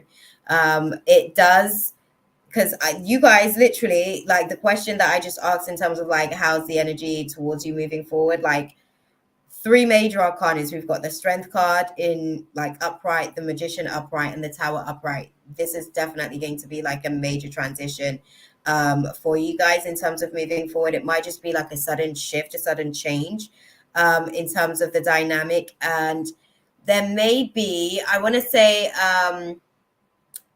there may be like you guys kind of like having to navigate through some of your differences in opinion that may actually just needs to be like, these are some of the tough conversations basically that needs to be had. I think that with the dynamic and the situation, from what I can see, it's a case of wanting to be resourceful about not necessarily missing an opportunity, but that's going to come with its own challenges, I guess, during this cycle that we've got coming as well. And then that's also going to lead you guys into like some of the, I guess, the energy that we've got coming through. We have the Saturn retrograde sort of like later in this year. Bear with me because they're saying something about Saturn retrograde.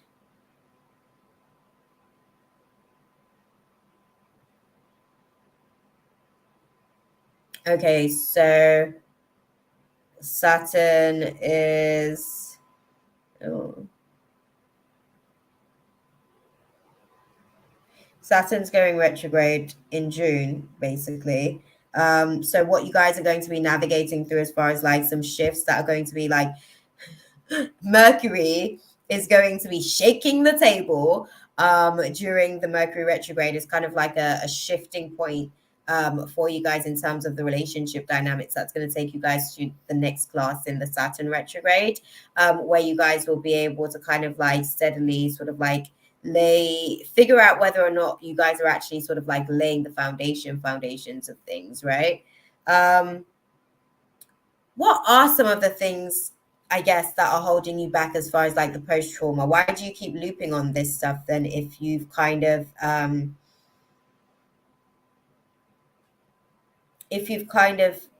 you're in the process, you're aware of what's going on, you know that these wounds are being used against you. Why do you think that you find yourself looping on them or find yourself feeding into the cycle? Because there may be a pattern within the cycle that has to be disrupted to be able to shift the cycle altogether, right? Like break the code of the cycle. So have you figured out what the hack is or what the code is? Like, how does the sequence work in terms of like the looping? I need to be more consistent. Okay, so it's basically your tendency to be inconsistent. Okay, so it's your tendency to be inconsistent. What star sign are you?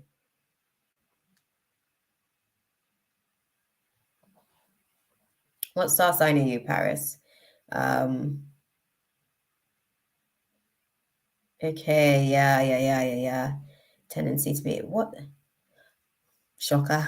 Sorry. I sensed a water sign, but I wasn't really too sure. Okay. How well do you know your chart as well? How's your seventh house dynamics? What sign? Seventh house. Do you? Sorry, I'm asking like 2 or 3 questions all in one. But what sign is your seventh house in?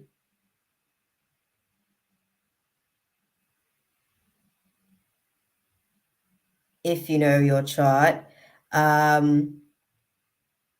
Okay. It's Cancer. I'm all water and air, some fire. Okay. Oh, interesting.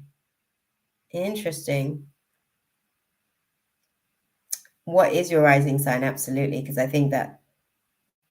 Oh, interesting. So you appear as, I guess, your authentic representation to some regards, but also Mars has been in Cancer, which could definitely be affecting you. Ah, Chaley, my girl, you might be doing some like real deep lessons, I guess, in terms of like the battlefield, the inner conflict, basically, because we also have our external battles, but we have our internal battles, and clearly the okay. Capricorn in her 7th house. Okay. And Mars in Cancer as well. Oh, damn, girl. Oh, snap. So your battles are basically going to be in like a 4th house energy, which is going to be like sometimes emotionally erratic, emotionally unsettling. Ah, that's interesting.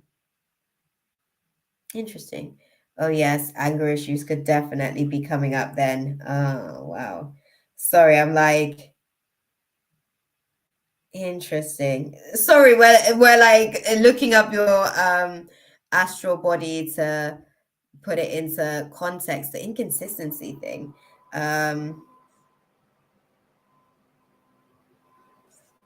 Sorry, water, isn't it?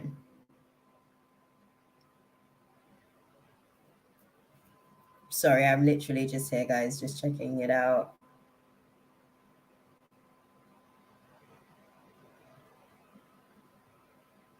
Yeah.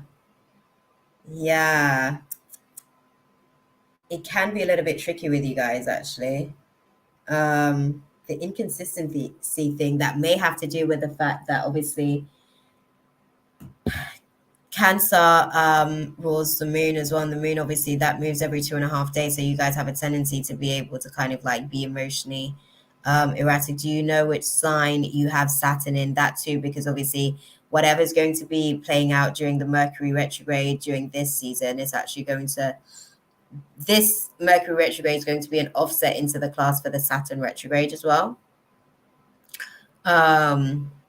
Yeah, the Mercury retrograde is definitely going to sort of be an indicator with the Saturn retrograde coming. And I think the retrograde in Saturn, what sign is that going to be in as well, actually?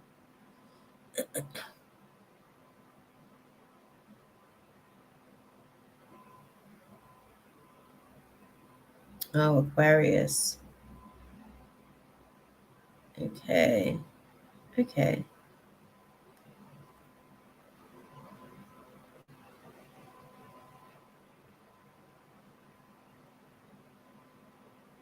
Yeah. Sorry. I was like looking.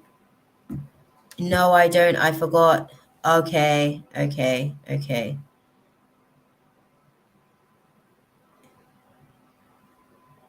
Do you, oh no, you guys are sort of like going back and forth in terms of like the aspects of the situation. What I would say is that as you guys kind of like navigate through the process of what you guys are sort of going through, the limiting beliefs are definitely going to be challenged with this situation. Obviously, the whole intentional desire for you with this situation with the Pisces, sorry, because they're taking back my attention, they're sort of like taking back the channel. The whole dynamic of what you're sort of like navigating through with the Pisces is to kind of like have you become like the ever unfolding rose, like the rose that is budding, the rose that is opening up, the rose that is committing itself to being able to move through the layers of the walls. You need to open yourself up from behind the walls, because there's, as open as you are to sharing and being receptive, there's definitely some trust issues which cause you to also not be able to fully extend your energy in terms of some of the things that you want to be able to manifest as well. And that may also be a factor in terms of what is actually manifesting in the space for you as well, as far as like how things may play out from time to time, right? You kind of like navigating through certain creative blockages, or you know, experiencing the manifestation not necessarily being like completely as one would have anticipated, but near enough, right? If you can actually if you can allow for yourselves to be able to allow you, how can I put it? I think he's patient enough, basically. I think he's patient enough to be able to kind of like work with you, right? That's what they're saying. I think he's patient enough to be able to give you the room and space and time, and be able to tend to whatever it is that you need as far as like your wounds, right? Consider these daggers, like these daggers, as you pick one up, these daggers are like your limiting belief. As you pick one up, there's a scar that's actually beneath there, and that's also going to need healing as well, right? Before you can actually completely mend and heal the area around you as far as your energy vortex. They're saying that he's patient enough as you kind of like pull some of these daggers that has been set into your heart space. They're actually going to be navigating through, you know, assisting you with being able to heal that, but he's patient enough to be able to let you lean into him and fall back on him as well throughout the process. He's definitely, I guess, a source of support for you if you can allow for yourself to be open. But what I will say as well is that as you kind of move forward, just be mindful, I guess. Are you the self-sabotaging type? Sorry, they're saying to me, just be mindful of your self-sabotage tendencies. I use my time when I was born, so I don't know, I forgot the website. I have it written down. Okay, that's good. Yes, I can be that way. Okay. So they're saying be mindful of your self-sabotaging tendencies, because that may be one of the components of the equation with this Pisces. Just be mindful of that, because they're basically saying like your guy, your guides worked hard to find this one, is what I'm hearing, as far as like his capacity for like patience and understanding. So the fact that they found someone like this, be mindful to not let your self-sabotaging tendencies like push this one away, basically. Okay. What is the advice for her, right? What is the advice? Okay, thank you guys.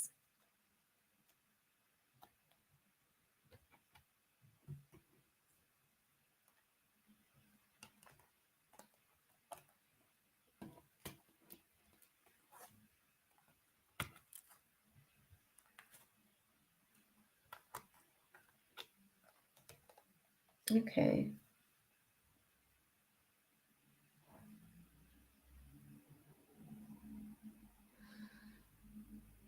Okay, guys. So the advice for you, Paris, is to just remain positive on the situation and keep meditating on the answers. Keep meditating on answers from the past situations and the past circumstances and dynamics that, you know, are still healing today. There's no perfect time, I guess, with this healing process that you're navigating through. It's just an ongoing process of forgiveness and re-forgiveness and deep forgiveness, like just shedding the layers of self and going deeper into pieces of the self that, you know, needs to actually like go through a repenting process. You know, when they say to repent, like give your burdens, I guess, to God and lighten your load, like just shedding the layers of self. Basically, there's no perfect timing to continue to go through the process of the battles of forgiveness, even with self, about certain decisions that you've made and how those decisions may have served you positively and negatively,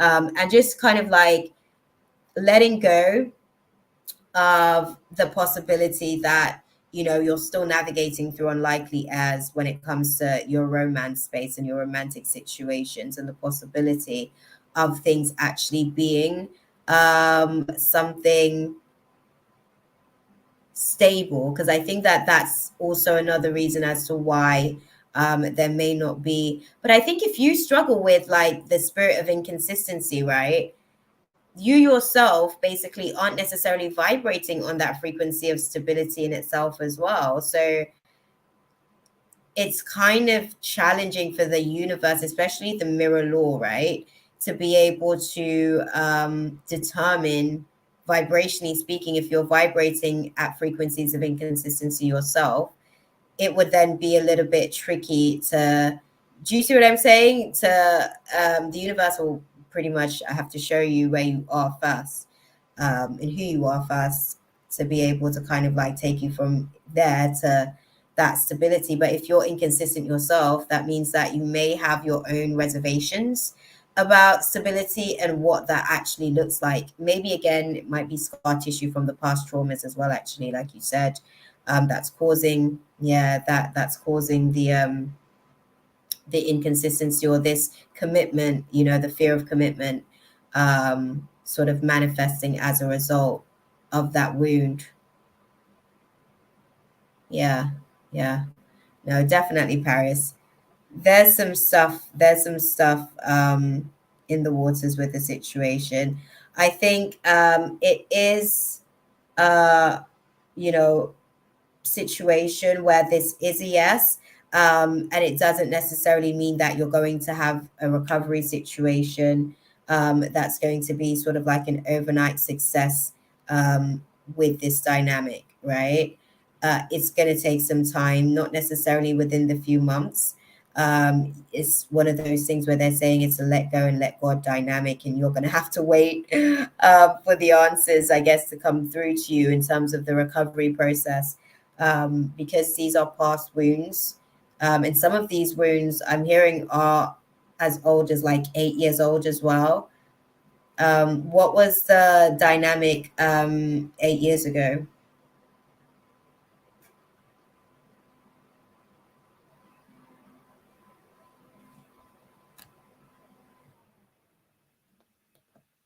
Like the relationship dynamic 8 years ago, not with this space, obviously. I mean, like your overall love life. Was there a relationship dynamic 8 years ago that you're still navigating through your healing process from?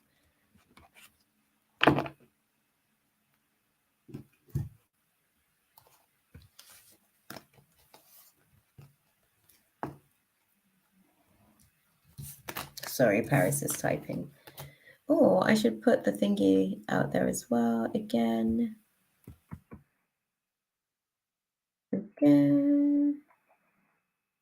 For anybody who does want to sort of come on and do an audio. Yes, okay. The phone. Well, because this is why I told you, Paris, come see me, girl. Come and see me. Like, in the words of Drake, okay? Come see me. And it still affects to this day. I know that's the entity that is actually sort of feeding. That's the entity that's feeding at the minute. Do you have any Do you have a familiar? Do you have a pet, basically? Do you have a cat or a dog?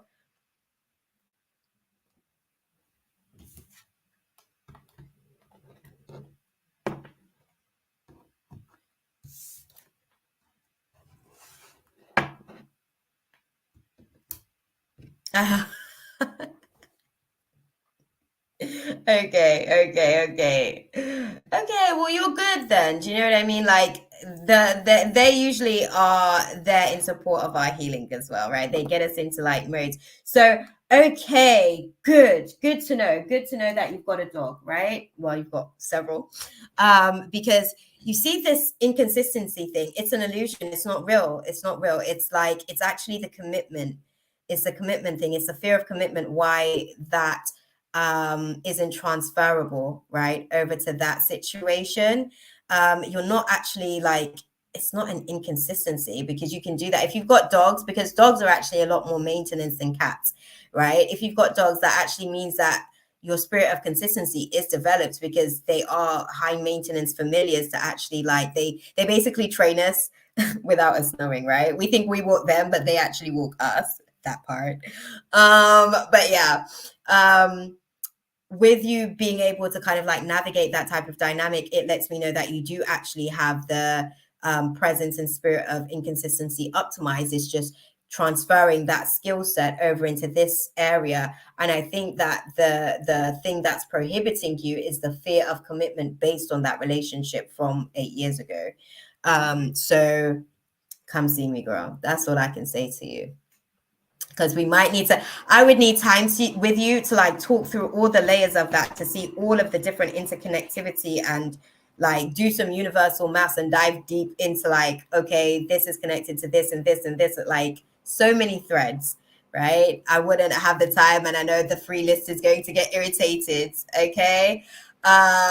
Because yeah, I would really want to assist you in being able to like identify that skill set, because there's a wall. It's that wall that you have up from the hurt with that past relationship from 8 years ago. Come see me, girl, because I will be here forever talking to you about this ish. My ears is burning, so there's a lot to do with that dynamic that is really actually like still a big force for you, navigating through romance class. So yeah, that part. Yeah, but I hope that that was useful for you. They started to pack up the cards. I packed up the cards because they were like, yeah, that's it. She actually needs to come see you because she needs like a proper, you need a proper prognosis, basically. I really need to understand the variables because like certain spirits maybe like, yeah, there may be like, the spirit of confusion is very rife in the situation as well. So there may be certain distortions of certain things and qualities and strengths that are being used against you as weaknesses because they're not necessarily like, yeah, we're going to map it out, girl. Don't worry. We're going to map it out. You're good. Yeah.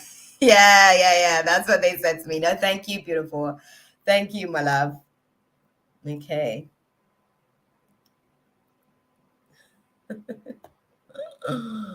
Right. Who do we have next on the list?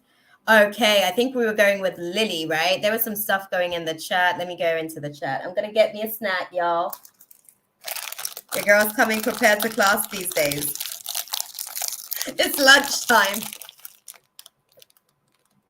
Thank you, Paris. I hope that was really useful for you. And hopefully we can actually like catch up and really unravel some of this stuff, because it seems like you're actually going through like Six of Swords energy, where it's like a regretful but necessary transition. It's a rite of passage for you, but there's more to the dynamic, right? All of these swords that you're taking with you, we've got to figure out how to unpack them a little bit. Snacks are good, girl. That part, right? Definitely grateful for the snacks.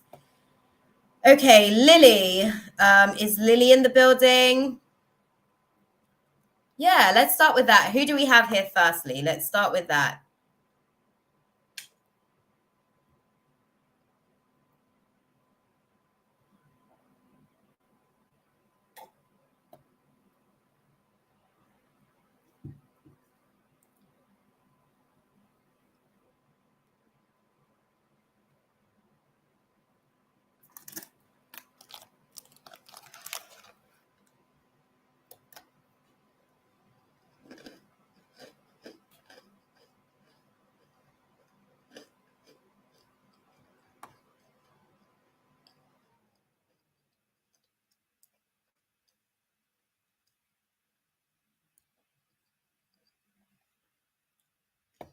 Traley was saying to you, Paris, with your Mars in Cancer, it's extremely beneficial for you to try and find a healthy outlet as far as getting your emotions out and not like pensing everything up, basically.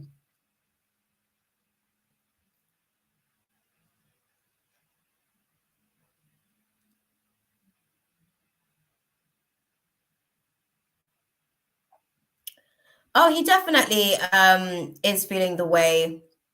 He is feeling you. He is feeling you. He is feeling you. But I think as well, there's some reservations. He does have some reservations at the same time as well. I'll say that much.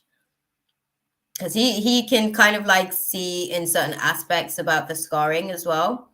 So there's some reservations about the scar tissues that you're navigating through from that past relationship. Sorry, it's a good job that I went back through the chat.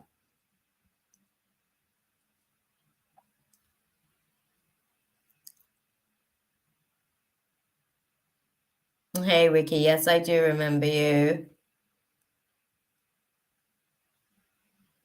Antonella, sorry if I missed you, my love. I don't know if you're still in the room, but yeah, I was like tuning into the channel. I didn't want to break connection, but the free list is closed. The donation list is open at the minute. That's kind of where we're at.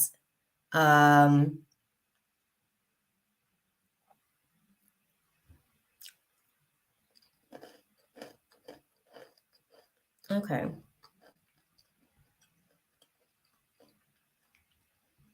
Right, guys. So who we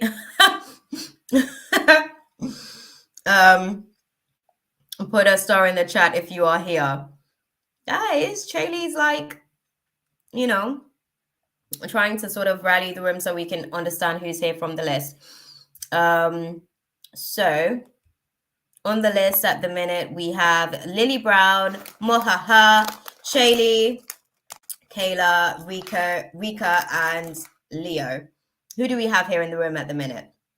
Who's here? Can we get a raised hand, a hi, hello, something? Please and thank you.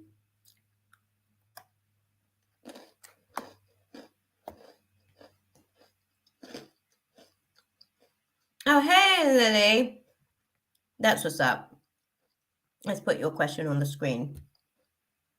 Thank you, beautiful. Okay.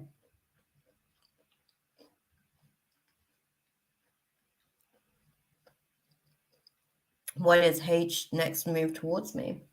Interesting.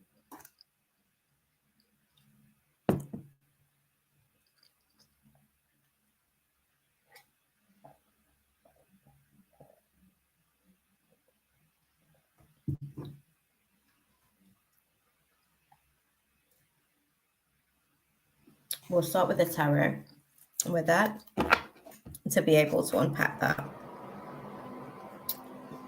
What is H's next move towards our girl Lily? As clearly as you can. What is H's next move towards Lily?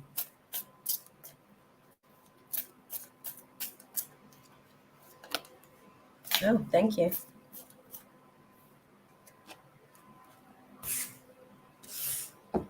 Oh.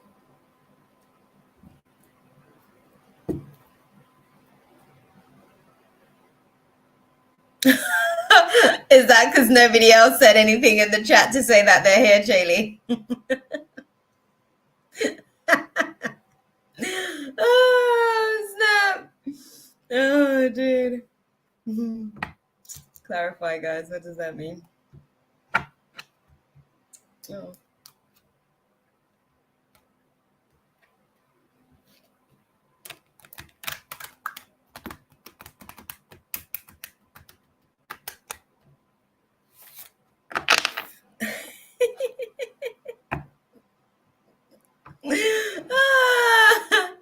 I know it's still like there's nothing. It's cool though, girl. Mwahaha. I can't even take that seriously. Sorry. I have to laugh again.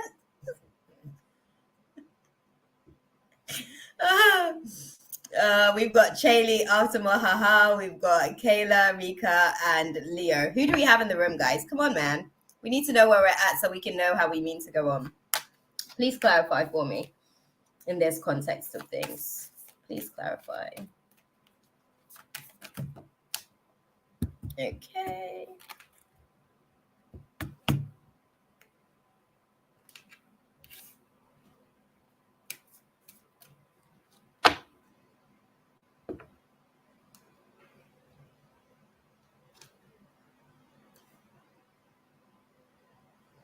They're just being passive. Their energy just seems a little bit passive, a little bit too laid back, I guess. I want to say too laid back. Yeah, the energy seems a little bit passive and a little bit too laid back. It feels like they don't want to take on too much with the situation. You know, they're kind of just resting, I guess. That's how they're giving it to me. He's just kind of like resting. Yeah, they're in a resting state. And they're kind of like, you guys go through series or cycles like this when they kind of withdraw a little bit? Can I ask? Because it seems like a rebirth of a resting situation and kind of like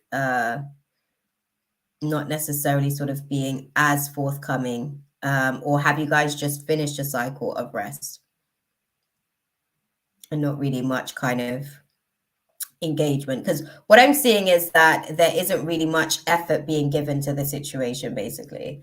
It's one of those situations where there's a little bit of talk about doing certain things, but as far as like action, that's still a little bit questionable. Okay, that makes sense. Yeah, passive. Talks about doing certain things, but not really any sort of action on the situation. So it's a rebirth of the passive energy. I don't think that they're actually going to be doing much of anything moving forward, my love. Moving forward, their next move towards you is to do nothing, basically. They're not really wanting to sort of like be in this 10 of Wands energy, and that's their justice call, right? That's their creation of their new beginning in terms of the situation that they're manifesting. And in order for them to do so, they have to sort of withdraw from the situation, 8 of Cups energy, right? Because there seems to be like a misalignment of values between you two, which is what's causing the withdrawal at the minute, as far as them kind of, removing their energy and pulling back. But yeah, they're kind of doing the magician and the mirror thing. They're being hot and cold, hot and cold, hot and cold dynamic. I think for the most part, they don't necessarily want to engage or interact, but they do feel guilt about that a little bit. So that's why it's hot and cold, hot and cold. It may not be a situation where there's direct communication to you about that feeling of guilt, but I think it's something that they're processing as a side effect of that decision to not necessarily have communion or conversation and just withdraw themselves. So what they'll be doing towards you moving forward is nothing, unfortunately. Let's see, what is the advice then for Lily?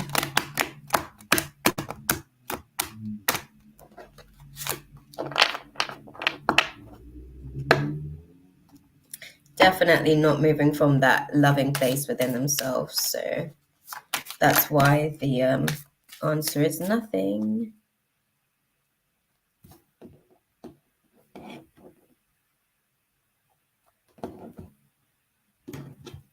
Clarify. Sorry. Okay.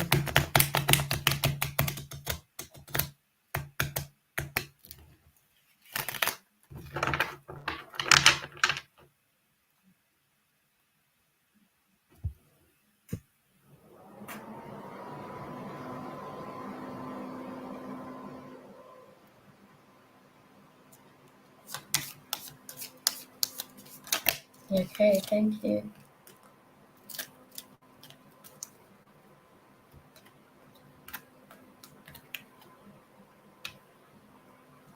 Okay. Okay. Okay. So they're saying to you, as far as the advice for you is to believe that things have to happen in terms of a perfect timing dynamic, right? There's a lot of cellular activation that has to happen. They're not requiring for you to take action. If anything, this was a sequence of decisions that had to be made to basically trigger certain decisions for you moving forward. So the advice to you is to actually be perceptive in terms of what keys are held in this dynamic, what codes are held within this dynamic. As he walks away from the situation, because he's kind of like moving into that Eight of Cups energy, which is all about like pretty much being in that place of, you know, experiencing disappointments and withdrawing as a result of those, or withdrawing and causing disappointments as well. It definitely has the tendency to flare up the abandonment wound, is what they're saying. Like the Eight of Wands is directly in reference, I guess, almost to the abandonment wound. A lot of the times being flared up from experiences of walking away. So just be perceptive of this abandonment wound and what's actually involved in it and where it stems from, if anything, because this is a perfect timing for you to kind of like take this opportunity to be perceptive and take into consideration that this is actually setting you up for where you're going, not necessarily where you are, right? And that's the purpose of now, setting you up for where you're going. They're saying as you kind of move forward with the situations in life, you don't necessarily need to look for a sign or anything on this particular situation. Ask your angels. You don't have to wait around for this person. Don't remain positive either, because that's not going to be of use to you with this person, because they're not going to necessarily take any action. They're just being honest. Okay, my love. But I hope that that was useful for you. Okay. Right. Who else do we have on the list at the minutes? We have Mahaha. Are you in the building, Mo? Are you with us or nah?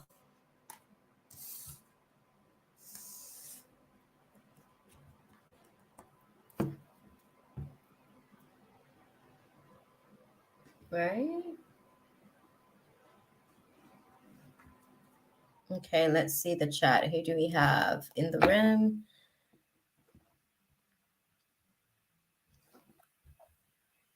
Okay. So Mo doesn't seem to be here. Chaley's posting Rika's question now. So timestamp for Rika's questions going to, oh, Mo's here. Okay. I told them they need to be here from now on. Yeah. Okay. Mo is here. Okay, Mo. Thank you for putting your question out there. We've been doing rotor call, Mo. You haven't answered. We didn't think you were even still in the room. Did you not hear us calling for you? Oh, he said here. Okay. Let's pop your question up on the screen and let's get that unpacked for you. No, thank you, Mo. I appreciate it. Mhm.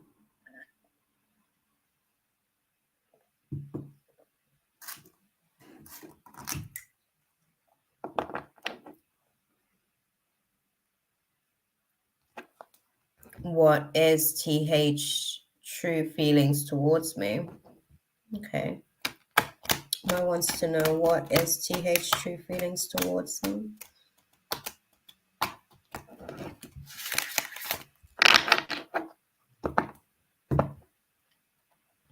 Oh, interesting. It's all about healing family issues, I guess, for them in terms of dynamics. What is TH? Okay.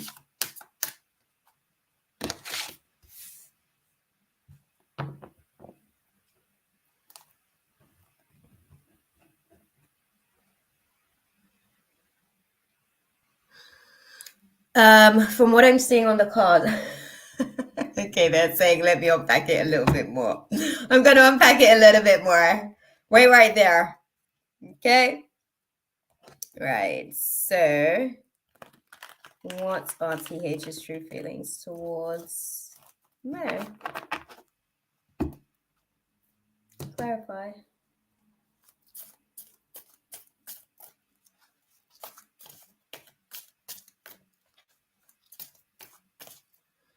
I don't think they are willing. Do you have kids, or is it them who has children? Who's got kids in the dynamic? Because children is a factor to this decision. Sorry, I have to ask that question to put some stuff into context. Who's the one with kids, Mo? Oh, I forgot Mo's thing. Is it Mo's thing that might be a little bit slow?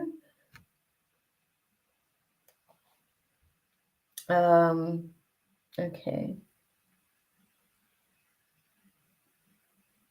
Oh, I don't know if Mo's typing. Okay, so their intentions, from what I can see, is that there isn't necessarily an intention to commit to the situation. There isn't really an intention to kind of like basically ascend anything romantically. Hey, Johnny, I hope you're good. And the decision to do with that situation, children somehow involved in that decision. So that's why I was asking you, do you have children, or do they have children? There's some sort of children being a factor to the situation. Oh, that's what's up. I am doing better. Yeah, I'm doing. I don't know if I'm at good yet. I feel like my human would say to my soul, speak for yourself. My soul's doing good, and my human's working at being better. That part. Okay, Mo, thanks for clarifying. Can I be added to your free list, please? The free list is actually closed, Johnny. But I think that there may actually be people that aren't actually here from the list. So if you stick around, you may actually be able to jump onto the free list, because I don't know who is actually here. We've got Chaley. I know Chaley's here. Rika's already put their question out. I don't know if Kayla and Leo are actually here as well. So you might be able to grab one of their slots. Yeah. Okay.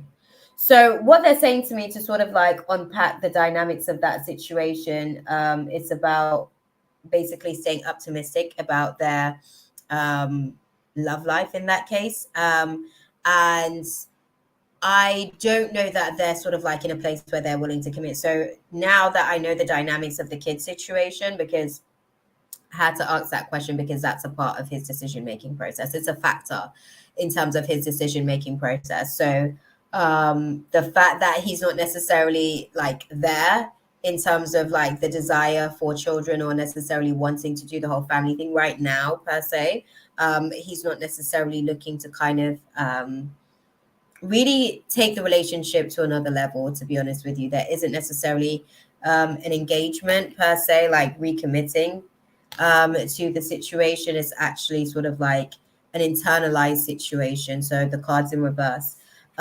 It's not necessarily a separation or a heartbreak, but it is a case of being optimistic about, the love life and how things are actually playing out. And the fact that there is a little bit of a lack of teamwork in terms of the situation as well. What's the dynamic with you guys? Are you guys together? Because I get the sense that it's a little bit complicated. Yeah.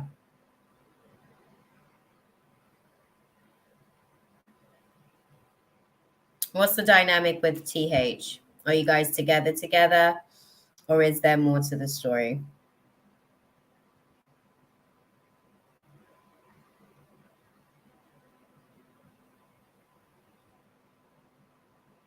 Okay, Johnny.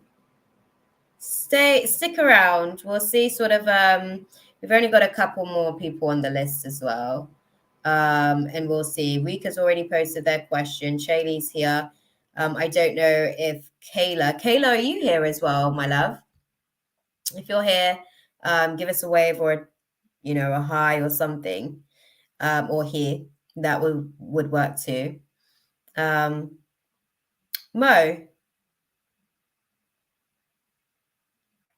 Okay, Mo might be typing. Sorry. No, we are not together. Yeah. And I think with the situation, I don't necessarily feel like they're wanting to kind of like make a commitment to the situation either. And I think that that's because, and I think that that's probably why their true intentions, I guess, towards you is not really to commit to anything. Okay. If it's the whole secret, girl, then I mean, dang, they don't know, But yeah, I think the situation is a steady, not much is really like in the forefront of their mind when it comes to you in terms of a romantic interest. To be completely honest with you, they're not looking to necessarily commit to anything. They're actually kind of like, just living their best life at the minute. They don't really want a commitment. It's not just you, it's just to anyone. They're not really at that place at the minute. In terms of their own experience, they're just kind of like taking life easy as it comes. They don't really want the imposed restriction of like children and family dynamics and the weight of that situation. They're not there yet. So they're just optimistic about the fact that this isn't necessarily a romantic situation, but they're okay with kind of like, having nothing, I guess. Any advice for Mo on the situation, guys? Well, firstly, there isn't a peaceful resolution. What a feedback. Yeah. Okay, they're saying this isn't really a belief factor for you in this situation. There's no need to look for a sign, but remain positive with the situation. It's not necessarily up to you. As far as the yes of the situation, so you may just need to let go and let God as you're kind of like walking this yes path. The yes path may mean that someone could also easily say no because that's the other alternative. So let go and let God with this situation. You don't necessarily need to look for any signs. I think that it's already a little bit clear about what the situation is. I don't think that they see you in the same way, to be honest with you. And that's just where they are in life, period. Okay. Hey, Kayla. Thank you for confirming that you are here in the room with us, right? And now that we have that confirmed, we know how the list is flowing. Rika's kind of put their question out there.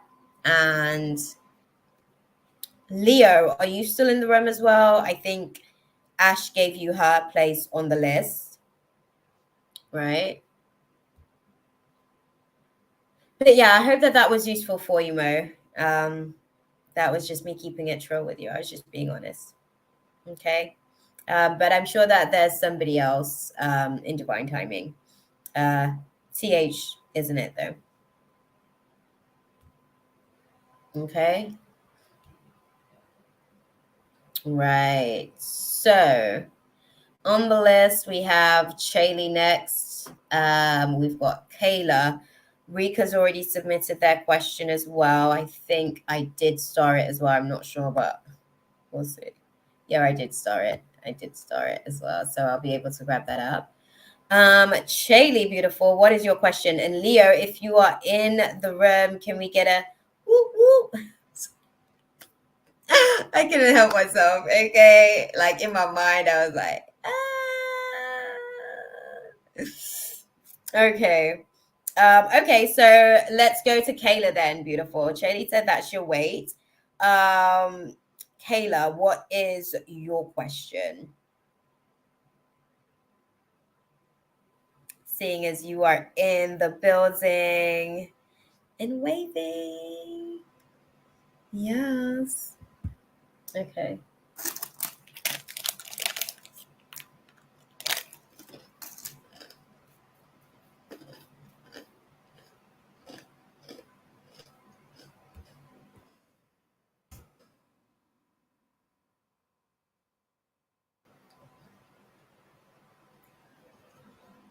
I have just put the link back out there for the StreamYard if anybody does want to come on. And we can kind of like move through the process as well. That way, you girls got work tomorrow. So I'm going to be mindful.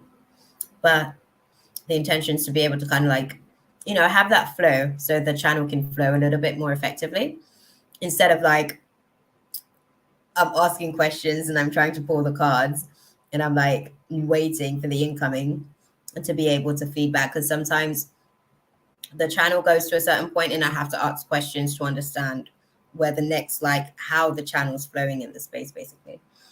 So yeah, I guess Kayla's typing her question because we know she's definitely in the room. Okay, so that's what's up. Love, love, love. But Rika's question we already have, and Leo still hasn't necessarily confirmed if they're in the chat or not. Are you in the chat, Leo? Are you still with us? Let us know whilst Kayla is sorting her question out, and we will dive into it.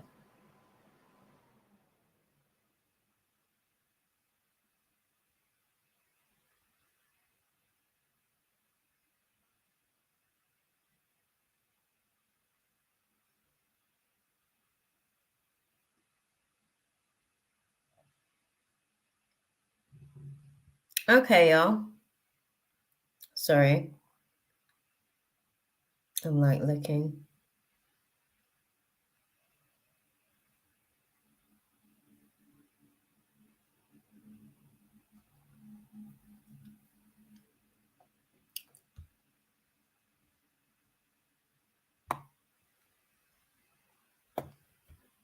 I'm one of those people that can't stand awkward silences. I actually just like talk and talk and talk and talk. What is going on with people today? I guess you're like me in that sense, then, Shaylee. Awkward silences. I'm like, I usually fill the gap with something. Yeah. I think Kayla might be typing up her question to put across to us, actually. Maybe a long one. Maybe. And then we've got Rika's question as well. I've got that starred. So that's cool.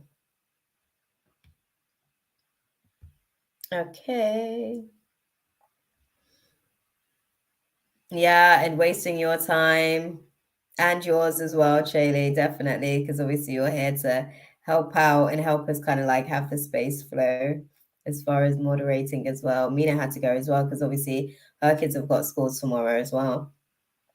Where are we though, guys? Who's in the room? Let's start there. Who's actually in the room? I think Kayla may actually be typing her question nonetheless. And then we've got Rika. I don't think Leo's actually here, even though they came in and like, I guess, begged for them to be on the free list earlier. It seems like they, hey, Johnny, see, there you go. That's how you do it, Johnny. Yeah.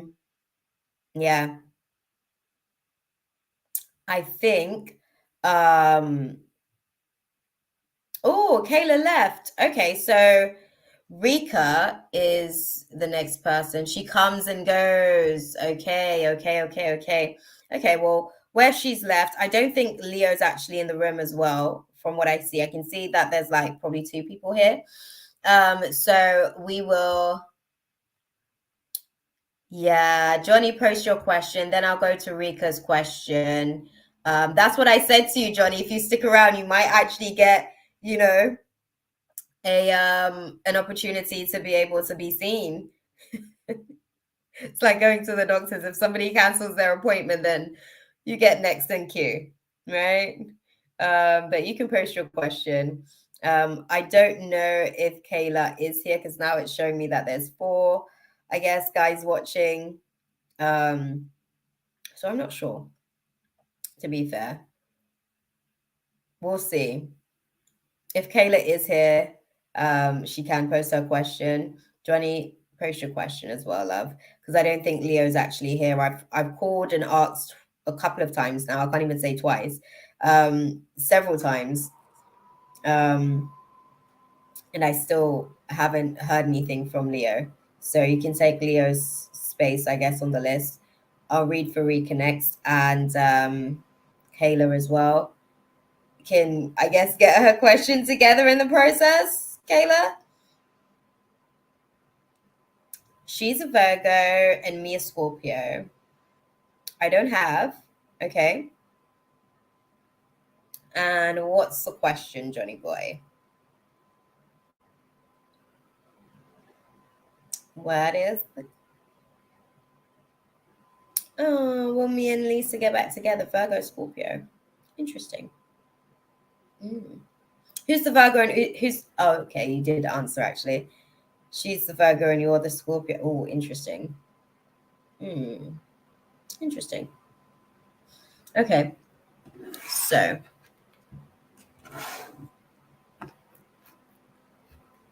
Johnny and Lisa, will they get back together, guys? Will they get back together? Okay. 2 boys together. Oh. What was the breakup? They're saying to me that obviously there's missed opportunities, so there's undertones of missed opportunities. What was the breakdown in the situation about? Yeah, what was the breakdown with the situation about? Because they're saying to me it was a lot of, hey, Jasmine, the free list is closed, my love. I am having a blessed day as always because God is so good. Won't he do it? But yeah, the free list is closed, my love. I am going to be live next week a couple of times though. So if you get into the room nice and early, we did just kind of get Johnny onto the list, taking the place of somebody else who wasn't necessarily here, but the actual list is now closed. Yeah, tune in next week. Sub and put the notification on because we're here usually on a week-to-week basis. Okay. And we'll catch you next week, if anything. Right, Johnny. So what I'm seeing with the situation is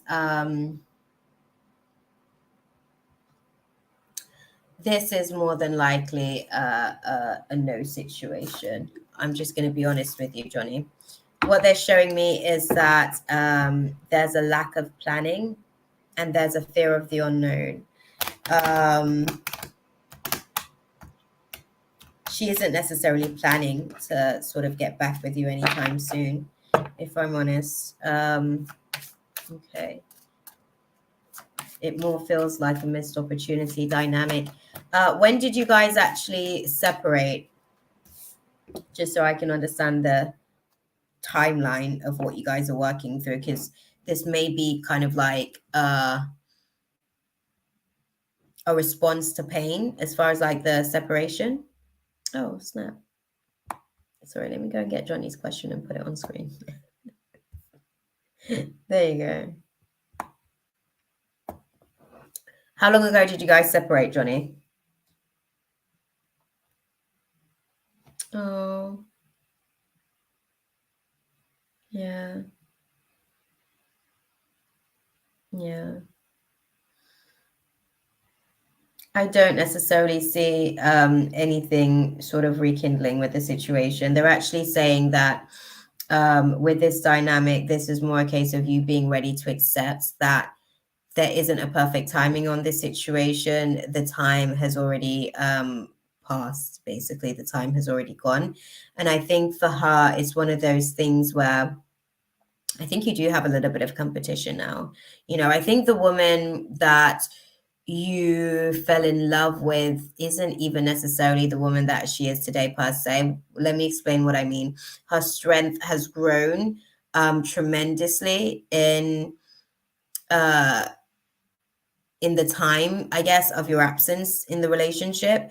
And I feel like that has put her in a place where I guess she's got not necessarily options, but she's very cognitive of how she makes her choices when it comes to relationships, kind of moving forward. So I don't think that you would basically be on her radar in that sense, to be honest with you, Johnny.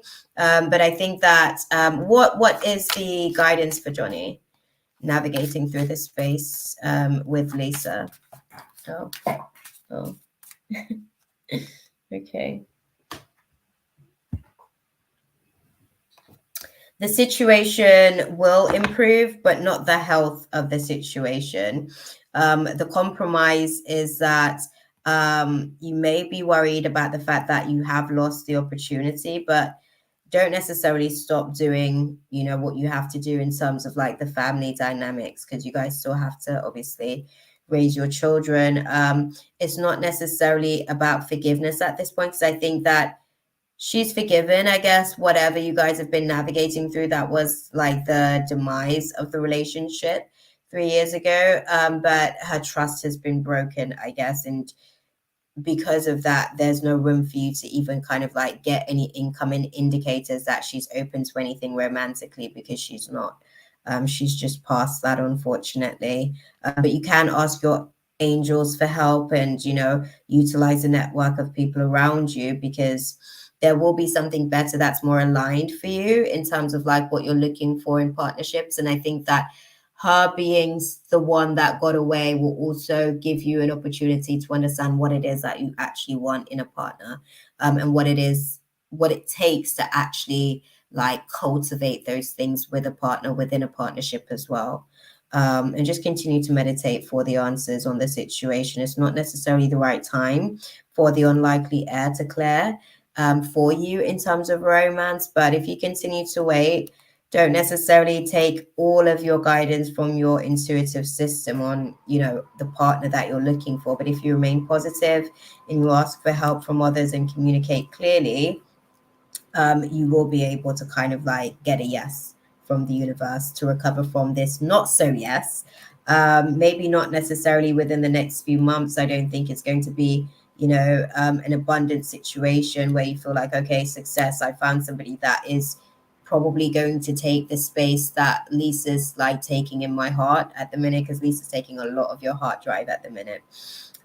So there won't be anyone directly in the near future that has the depth and capacity to be able to kind of like inspire you, to want to love them in the same way that you have love for Lisa. So you can't necessarily like expect any big happy changes in the next few weeks with the situation, but there's no need to get any more information on the situation when it comes to you and Lisa. Just reconsider that there's even any promise of hope. They're just being honest. There's no recovery with the situation because it's not up to you, and it's not up to you to be assertive in the space or assert anything. The no is what it is, and was what it was then. So there's no peaceful resolution with the situation. The action that you need to take is accepting that there's no perfect timing. So you don't necessarily need to believe that there's any likelihood that the direction that you guys are going through is likely to be changed at any point within the next within the next year or so. And you don't necessarily have to let this situation go because it's already been done, basically, is what they're saying. If anything, you just have to accept that that's what it is. And that's probably going to help you to open up your heart space to be able to even see anybody else. Because I think with this Lisa drug, for lack of a better way of putting it, because it seems like a little bit of an addiction, I think that if you don't accept what is, it might make it difficult for you to be able to see what can be. And I feel like with the dynamics that you guys have navigated through, like you guys shared your moment, do you know what I mean? You guys like had your time together, and mashallah, God is good. you know, like he gave you guys the opportunity to experience each other, and you guys were able to like bring forth amazing kids as a result of the time that you guys were able to spend together in that partnership. However, that partnership has now been dissolved. And now it's a case of actually like navigating through the recourse of life in terms of where you guys are now. Okay, my love. I know it's not the best news, but at least it's like the honest news, and it's the transparent news, because that, like, for you to keep holding on to hope that things might be different, it's not. The end of that chapter is what it is. You guys are experiencing a completely new chapter, and that has its own benefits and its own beauty with it. It's just a case of accepting the now for what it is. Okay, Johnny, but thank you for your question, my love, and I wish you well with it. Okay. All right, guys. Who else did we say? I don't know. Leo, are you in the room, Leo? I hope that that was useful for you, Johnny.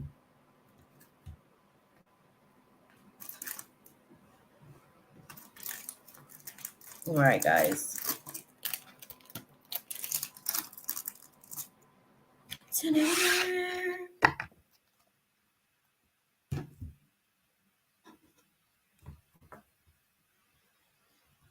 Right? Do you have a question, Kayla, seeing as you're like in the room? Because I wasn't sure if you were like just here to kind of just hang out with us, you know, and vibe. Because you do moderate for me as well. Yourself, I think it's yourself, Chaley and Mina, who are usually sort of moderating when I'm in the YouTube space, obviously. Yeah, exactly. Exactly. So I wasn't sure if you're here to just kind of like hang out and vibe and moderate with us tonight. Okay. Chaley, why did Elle want to have an affair with me? Oh no, Kayla, sorry, Chaley's in the background. I'm going to add her to the stream, and I'm going to mute you for a little bit, beautiful, right? I'm going to add you to the stream and mute you for a little bit whilst I answer Kayla's question, and unless you want to sort of stay in the background for now. That part. Okay, I'm going to add Chaley to the stream. Hi. Hey, beautiful. How are you? That was good. I've never seen you chant like that before, by the way. Like, that wasn't even you talking. I was gonna say what? now with that last reading you did. Who was that? Paris? Johnny. No, John. Honestly, I think with the situation as well with him, right? I was thinking that as well, even for myself, because when I'm channeling for myself, that's how the channel kind of like flows. But with his, I felt like they were really talking because he really struggles to like, oh, thank you for that, beautiful, by the way. I'm going to receive that compliment. But he was really like struggling with like the letting go. So I think that they really needed to kind of like give him the okay that it's okay to kind of like let go, and like life's actually going to be okay. So yeah. I think that's what that was, because he really is like, it's a little bit of like deep attachment and a bit of an infatuation at the minute, which makes it difficult for them to find anyone for him, unfortunately, because there's no room for them.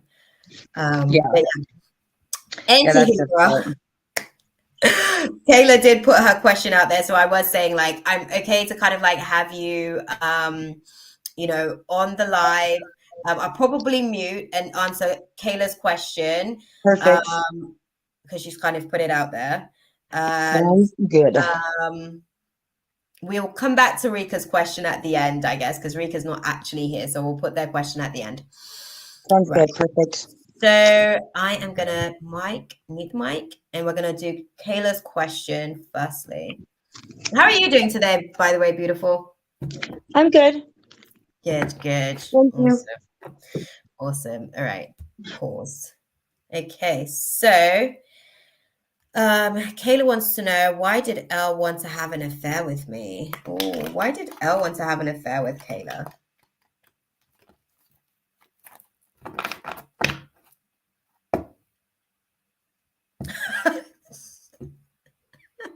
Sorry. That's so blasé. Oh God, That's too funny. So why Elle wanted to have an affair with you is because you, my love, was just a part. That's a part of his like future plans, I guess. He's planning for the future to have affairs. You just so happen to be a viable candidate. Sorry. Sorry. You know when they say you can't teach a dog new tricks? Like what they're saying to me, a dog is a dog is a dog. And that's just kind of like where his energy's at the minute. He's like, yeah, navigating through that dog-like energy. It's kind of like when you kind of like get into like the bitchy energies as well. Like men have like the he bitch energy as well. Like you know, our primitive natures, they actually reflect different characteristics of like different animals. So yeah, when he gets into his primitive dog-like state, I guess he wanted to have an affair with you because that was the plan all along, girl. That was the plan all. They're the worst. They're the worst in some cases. You know how they say like wolves in sheep clothing? That part, okay? Somebody needs to let Jesus needs to cut him off the lifeline. Sorry. I couldn't help myself. But I think, yeah, that was in his plans all along. Why he chose to do that, that was a hasty decision on his part. He was definitely moving in that Knight of Swords energy, feeling himself a little bit too much at the time when he actually made a pass. And I think that when he did do that, he was very aware that that was an injustice to his actual situation and the dynamics that you guys are navigating through. But he couldn't help but basically just be a little bit greedy and be like, you know, completely disregard for the consequences of that situation. Oh, what a dog. What a dog. Yeah, he's a whole dog, girl. A whole dog. Like, I can't. He has no shame in his game either. He's just like, yes. If anything, he's the big dog in the building. Yeah. I'm sorry that that happened to you, beautiful, because I'm sure you go to church for other things and not to be hit on by, you know, the wolf that is here playing sheep. Actually, he's here playing shepherd because he's a pastor and he's supposed to be leading the flock right down into Infidelityville, clearly by the sounds of it. That part. So, what is the guidance for Kayla on this situation, guys? Yeah, that's too funny. What's the guidance for Kayla on this situation? What do you guys advise? Oh, sorry. My eye.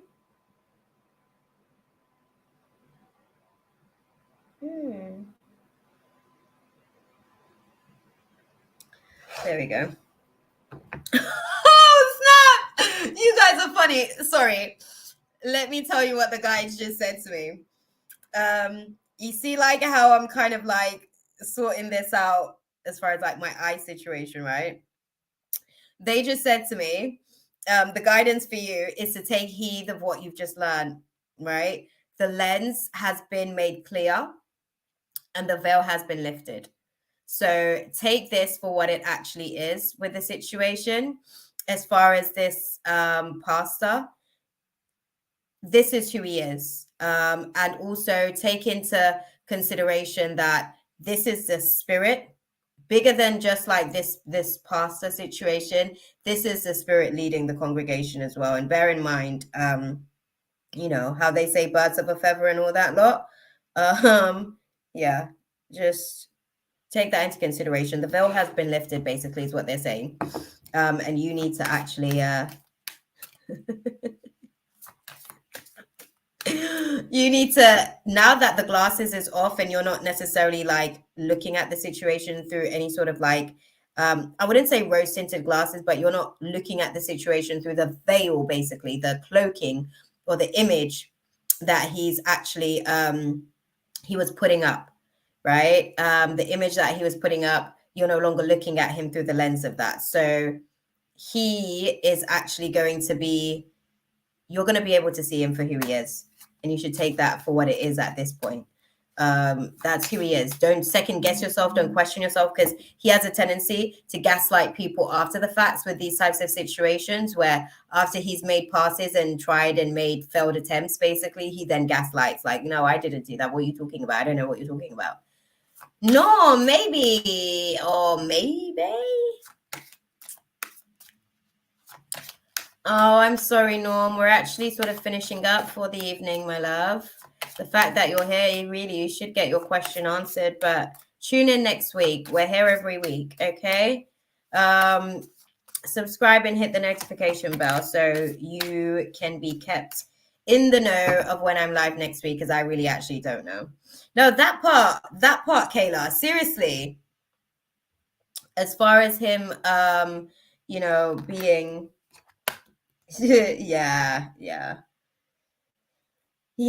I guess trust that the best thing for you to do in the situation is to forgive this person and just kind of like move forward with your own sort of like experience. I don't know, how do you feel? And don't get me wrong, I know that people are human, and obviously these are human people, but the fact that he's obviously, I'm assuming that you're a part of his congregation, right?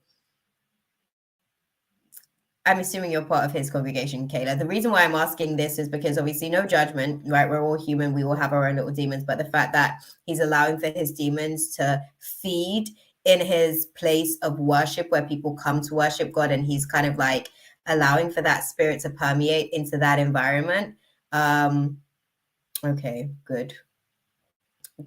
At least you're not there to have to like sit into the space and, be objectified, I guess, in that dynamic. But they said, yeah, just trust that you just, good for you, girl. Stay at that different church, because you don't want none of that.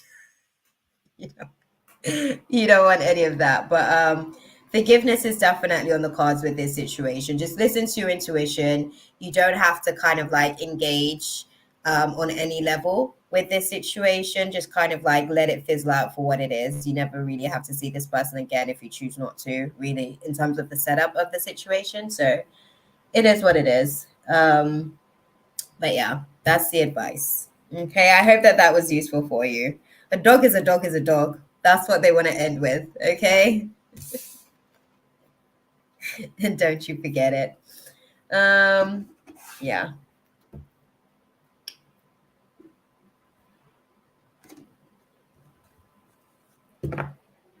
I would probably run out of his church. Exactly, girl. Okay. Because he's actually just letting these low vibrating spirits feed.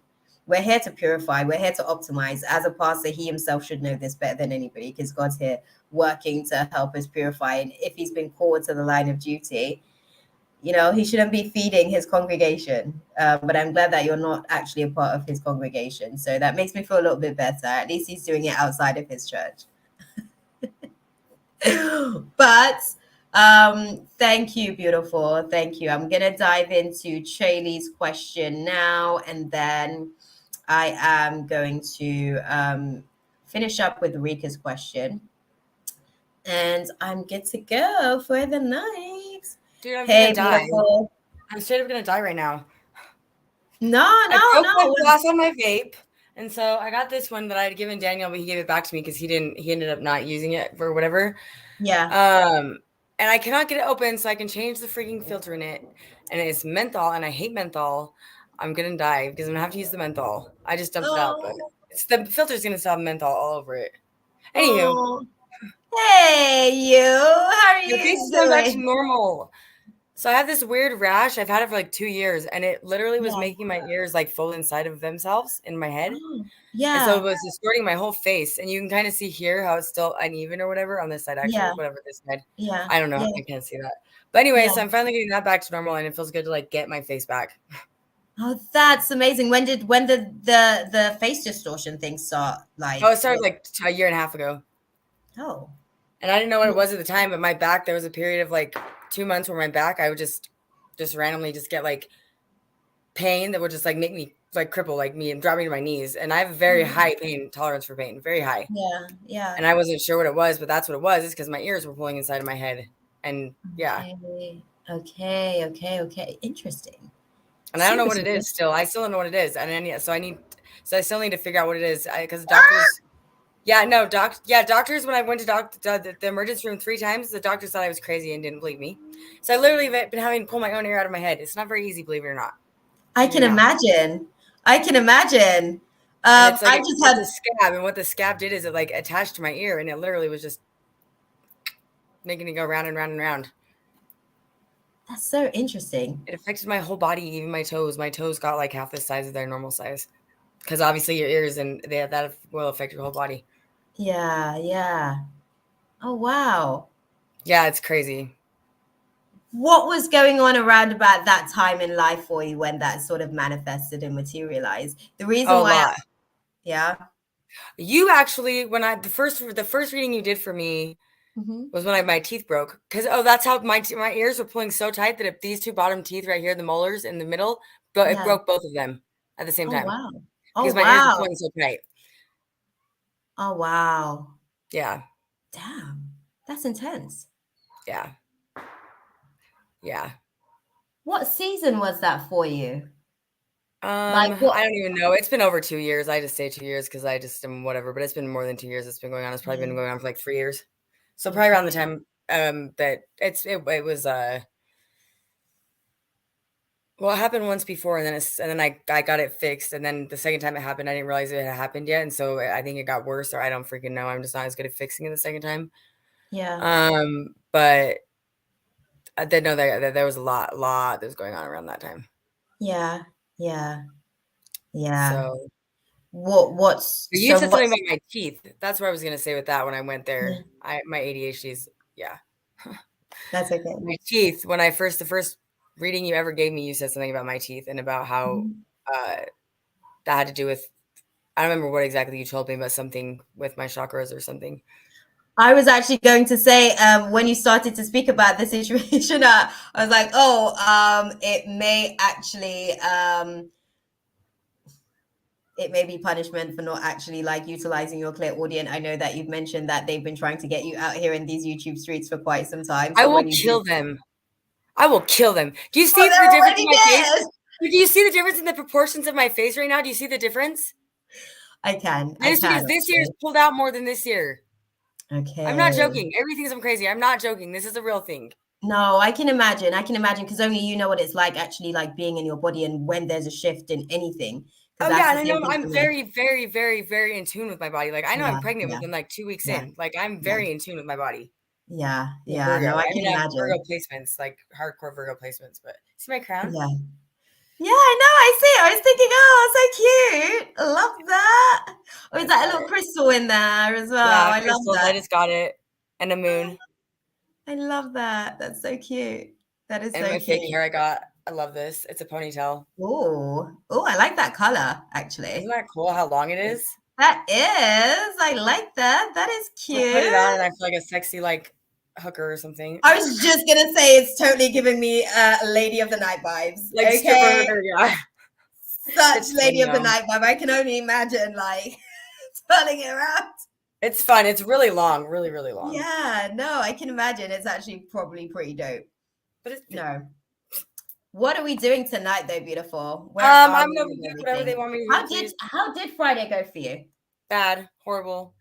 It's been a horrible weekend. Horrible. I died yesterday, but I'm breathing again, so we're good. That part.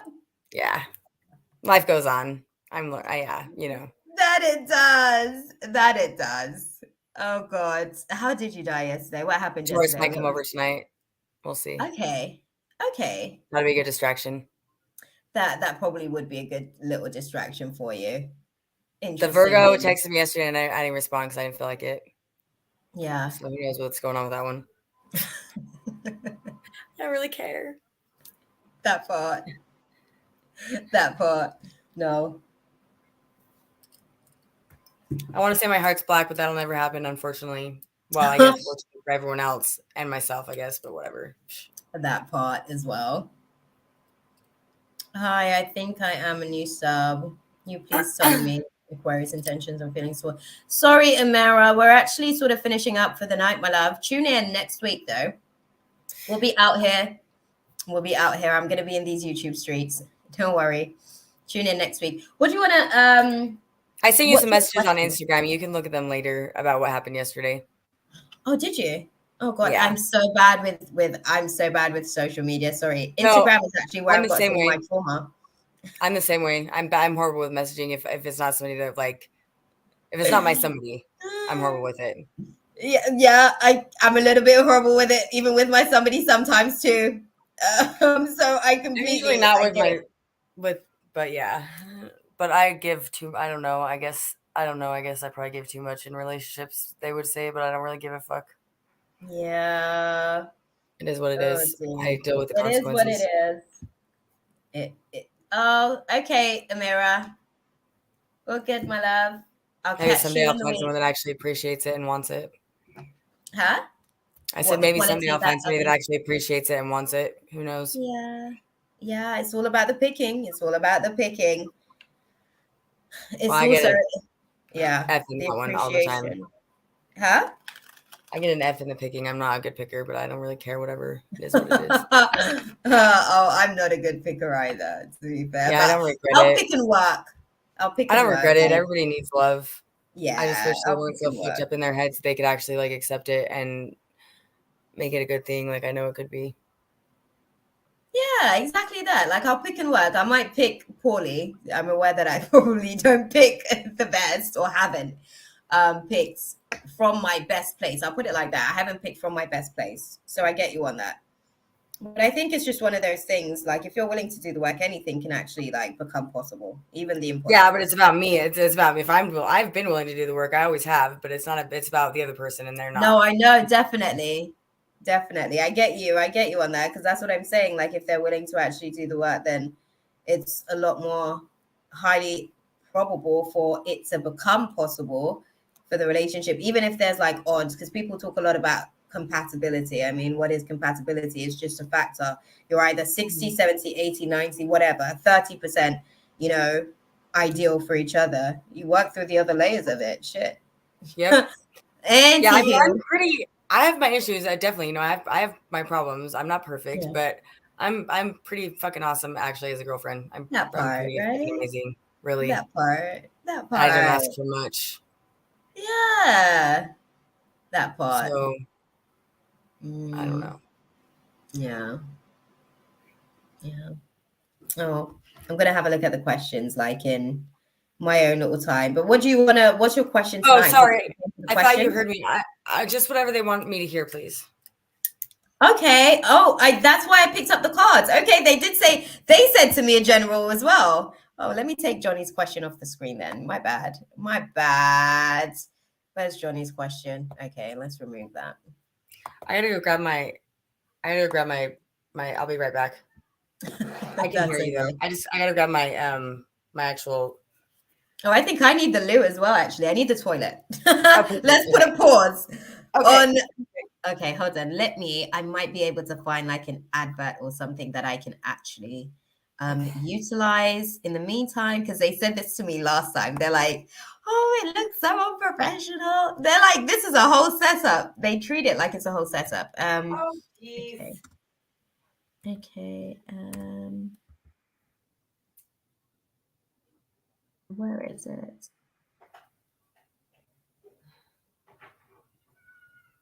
Whatever. I think you do perfect every time. Yeah, but they give me feedback sometimes and they're like, oh, you could do this better and you could do that. And I was speaking to my cousin earlier, and even he was saying the same thing to me, right? Because we all have the ability to sort of like hear. It's my grandmother's like activation genetically for us, my great grandmother. So even he was saying to me earlier, he was like, just do what she says, because apparently we were being recruited around about the same time, because he said that she tried to recruit him around about 2018 as well, but he messed up his opportunity. He had Sucks lots of for contracts. him. He had lots of contracts with lots of different spirits. But I understand why he did it at the time, because it's a lot. It takes a lot of discipline. So I understand why he didn't necessarily, because it's taken me a while to even get to this place where I'm like grateful, actually. Before it was like, No, yeah, it's you do a lot. You do a lot. A lot. If you don't ever give yourself credit, which I know you probably don't because you're Pisces. Exactly. But if you don't give yourself enough credit, just imagine me in your head and I'm just going to slap you and say, knock the fuck off. You're amazing. You do a lot. All the time. I do. But it's that Virgo rising. Tend to be a bit of an overachiever, aren't I? I can't help it. Well, that's what we do. We want to do everything, and then we get a little bit done of that, a little bit done of that, and then we leave it all, and we say, fuck it, and then we go to the next one. Basically. Pisces. Basically. I'm going to go to the toilet. I'll be back, beautiful. Oh, I didn't actually do the thing that I said that I was going to do. My bad. That is too funny. Okay, let me see.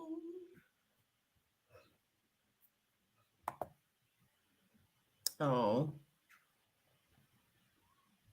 Let me see on my downloads if I've got it then.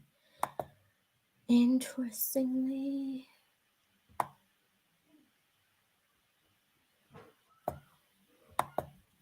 I am.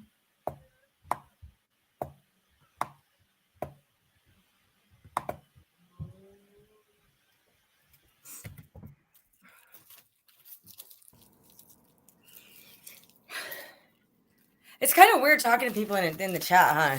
Like, did that take some getting used to? It does sometimes get a little bit of like it gets confusing. Like if for some reason when I'm like doing readings, once I start to tune in, obviously I lose the channel. So I've been trying not to tune in as much. Because then like they start saying to me, stop getting distracted. Focus. Well, that's what me and Mina are here for. We can hold down the chat, you know, so you should feel comfortable doing that. I know some readers who won't even look at the chat if they're reading. They won't even look at it. Yeah. Because it throws you look off. in their It does space, throw you that's off. how it is. Yeah, it throws you off the channel, to be fair. But I guess sometimes, you know, it's just one of those things. Like I love a good distraction. You know how it is, Pisces. Yes. Fuck, I need to be distracted so badly right now. What the fuck? It's not even gonna work. I need to stop swearing. So we're gonna die. I need our nicotine. I'm so I'm a potty mouth as well. To be honest, like I'm a potty mouth as well. Usually everyone tells me off. So I get it. You're good. It's not working. I tried to open it with pliers. I still couldn't get it open. Okay, let me try again. It's gonna anger me.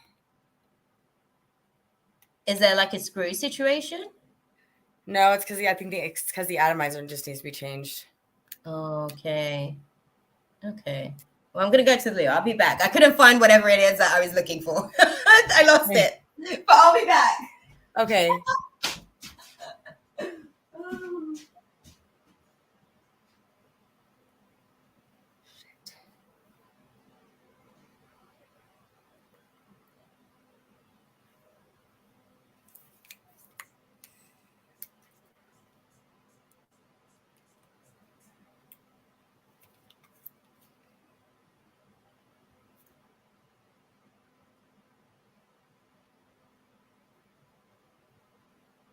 My God.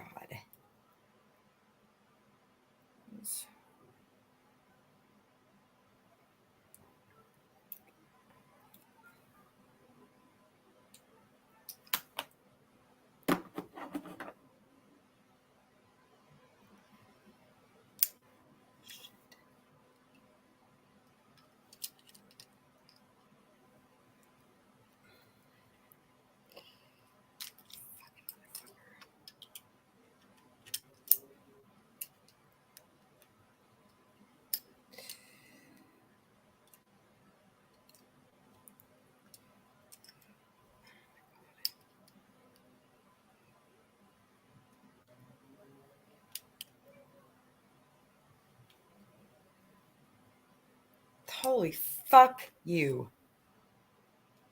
God damn it. Okay. Oh my God. Really?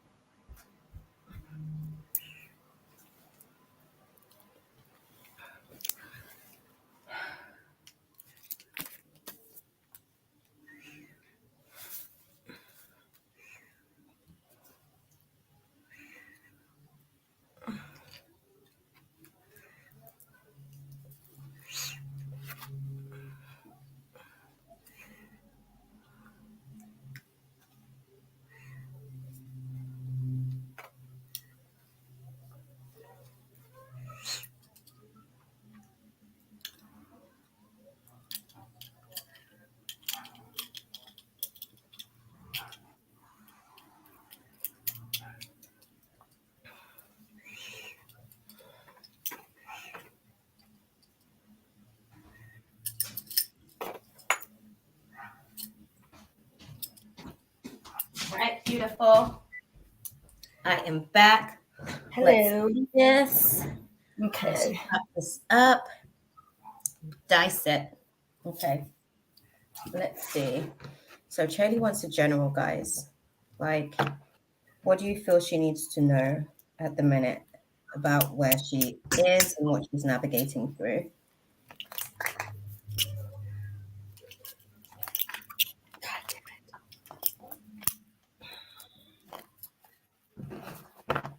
Yeah, my normal one that I use, I dropped it earlier and broke the glass. Oh, bugger. I think I have my extra glass I found though. Hopefully this is the right one. Okay, so you'll be able to kind of like do a little bit of a Frankenstein. Oh yeah, you gotta change them out. You gotta change them out. Anyways, not well. You don't have to change out the glass. I literally break mine all the time. It's ridiculous too. I have some wine. I had like every single wine glass I had.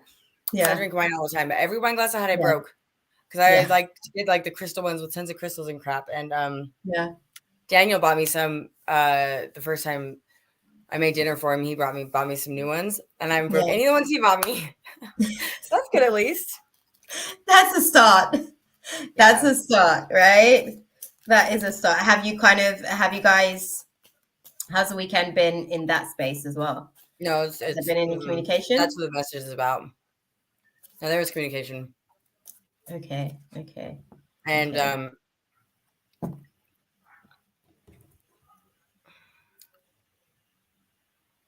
don't want to talk about it. You'll see in the message I sent you. But basically, the conversation got to a point where I like literally completely opened up my heart to him, like all the way, and he left me on read. Okay. So he ignored it. Yeah. When he prompted it. Yeah. So no, it's not. Okay. It hurts. I can imagine because basically he pretty much kind of like drew from your energy, and now a lot of your energy is within that space, I guess, navigating his own pain. Because we spoke about this. He's in pain. If he's in pain, I don't really care. It's his fault. Well, his abandonment wound, right? His abandonment wound with the runner chaser dynamic playing up as well. Whatever. He has other bitches keeping him occupied, I'm sure. I agree to that dynamic as far as the situation.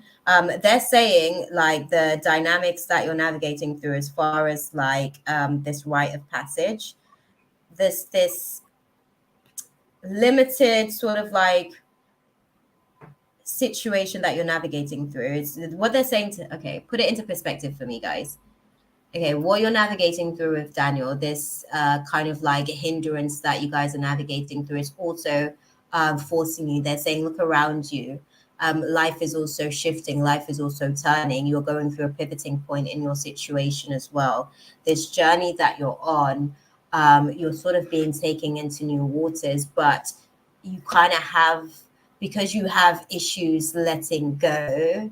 And this is what they're saying, not in terms of the sense of making a decision, but you have a capacity where there's a lot of tolerance. Like you said, you have a high pain threshold, and that also emits to your emotional plane as well. There's a high threshold for your emotional. Does it? Yeah. God damn, I do really good then if that's the case. Well, they're saying that because you have a high threshold as well, like you said, there's a high threshold for pain. So that's why a lot of the dynamics in terms of like things that you navigate through as well can be a little bit, it kind of like rocks the boat a bit. They're saying it rocks the boat. They're again showing like rock the boat. The situation that you're kind of like navigating through at the minute, right? They're saying that it's a case of like overstaying sometimes in situations. So what you're navigating through right now, it's kind of like forcing you to bleed out that nature as well. Yes, you know, it's not about, okay, so they're saying, they realize that as a soul, you've kind of like transcended a lot of the human variations, but your human's bleeding. They're saying your human's bleeding. Oh yeah, I And believe that. the decisions that because the soul is like so much potential, right? The soul is like, whoa, like your soul in particular, so much potential. Like that's why you have this high tolerance. The pain threshold is so high, because the soul is actually like, it vibrates at such a frequency of light and knowing. It transcends a lot of states very, very quickly because of its ability to emit on that plane. But obviously, the body isn't moving as quickly through a lot of the things that you've navigated through as well. There's pain in places, they're saying, and it's the energies of your meridian channels as well, like the flow of the information. So the flow of like, okay, so the way that they're showing it to me, right? Like your ship, your avatar, your soul's there, and your soul's like doing a good job to be able to be itself, right? But they're saying that the soul also has to kind of like merge as well into this integration of the human self as well, being able, because they're showing me like the human self has got like so many wounds basically. Dun, dun, dun, dun, dun. They're Yeah, a lot showing of me, wounds. yeah, so many wounds. And it's like, because you have you have, and again, you, the soul self, has like this transcending ability, right? You have the ability to constantly keep like transcending to new heights. um Oh, they said be careful, love. Be gentle with yourself. Be mindful with your decisions. In terms of your ability, they're saying, okay, they said, like earlier you said about finding somebody who appreciates that. Sometimes you can be careless with yourself with that ability, is what they're saying. What Where, ability? yeah. With what Um, ability? Sorry. Sorry? With what ability? With the ability to actually move through pain, move through Oh, pain. I just don't feel it. Um, Yeah. yeah, yeah. When did you stop feeling it? The Let me put physical it pain like, I don't feel. The emotional pain I do feel a lot. Like okay, it's bad. I mean, obviously I feel physical pain sometimes, but yeah. no, I feel everything, and yeah, I feel everything a lot. It's a lot. I don't know Yeah, why I'm handling this one the way I am yet. Maybe it just hasn't fully hit me. I mean, well, yesterday was pretty. Yesterday was worse, but I don't know yeah, why I'm so like not as upset about it today as I normally. I don't know. It's hard to explain. Like, well, yesterday, yeah, it was one of those uh, like uh, like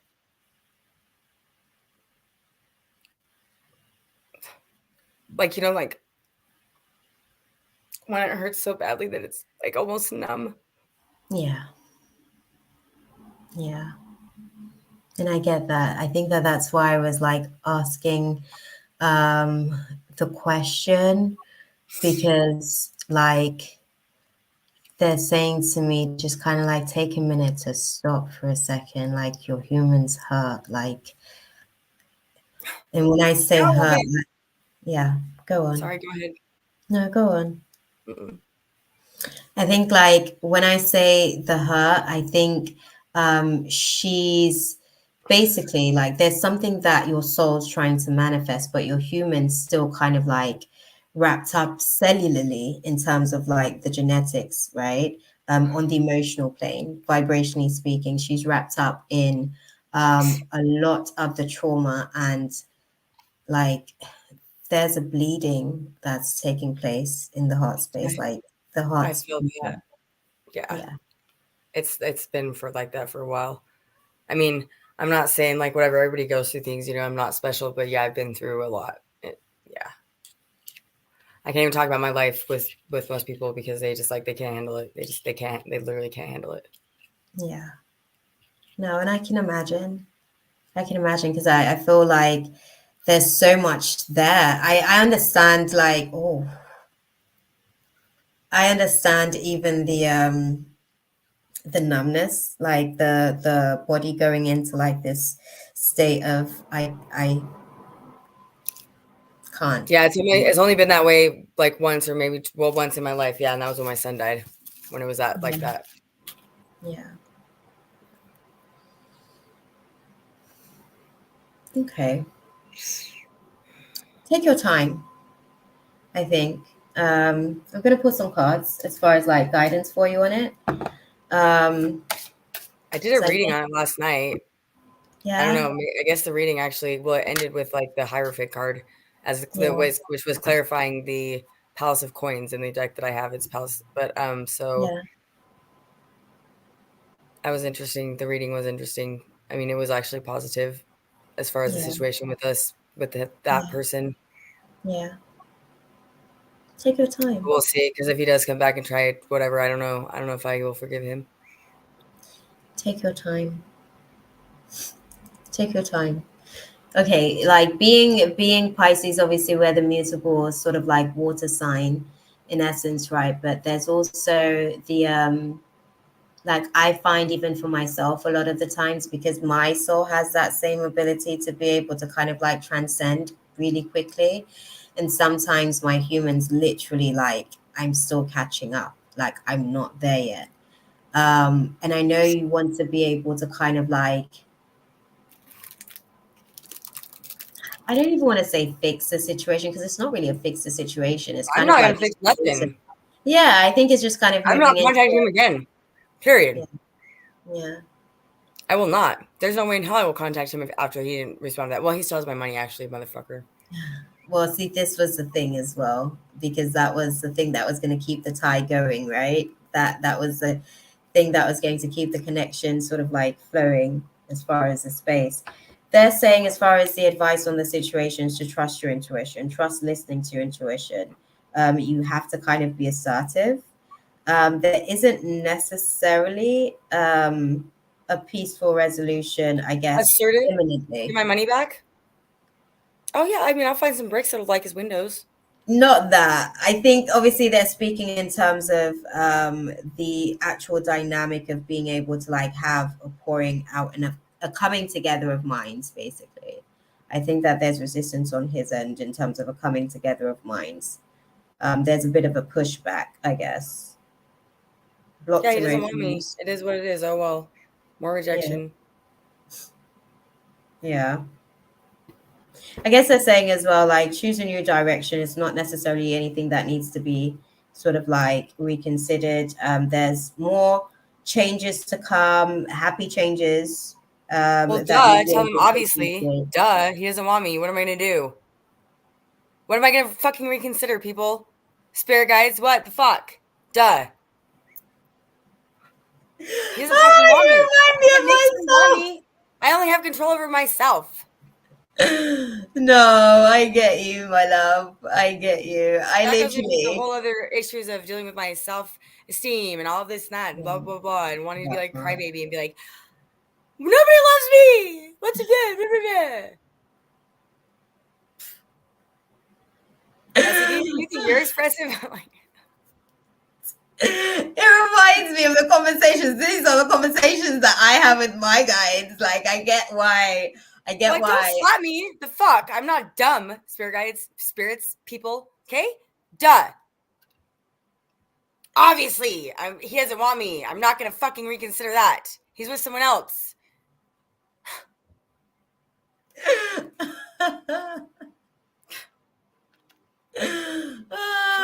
Beautiful. That's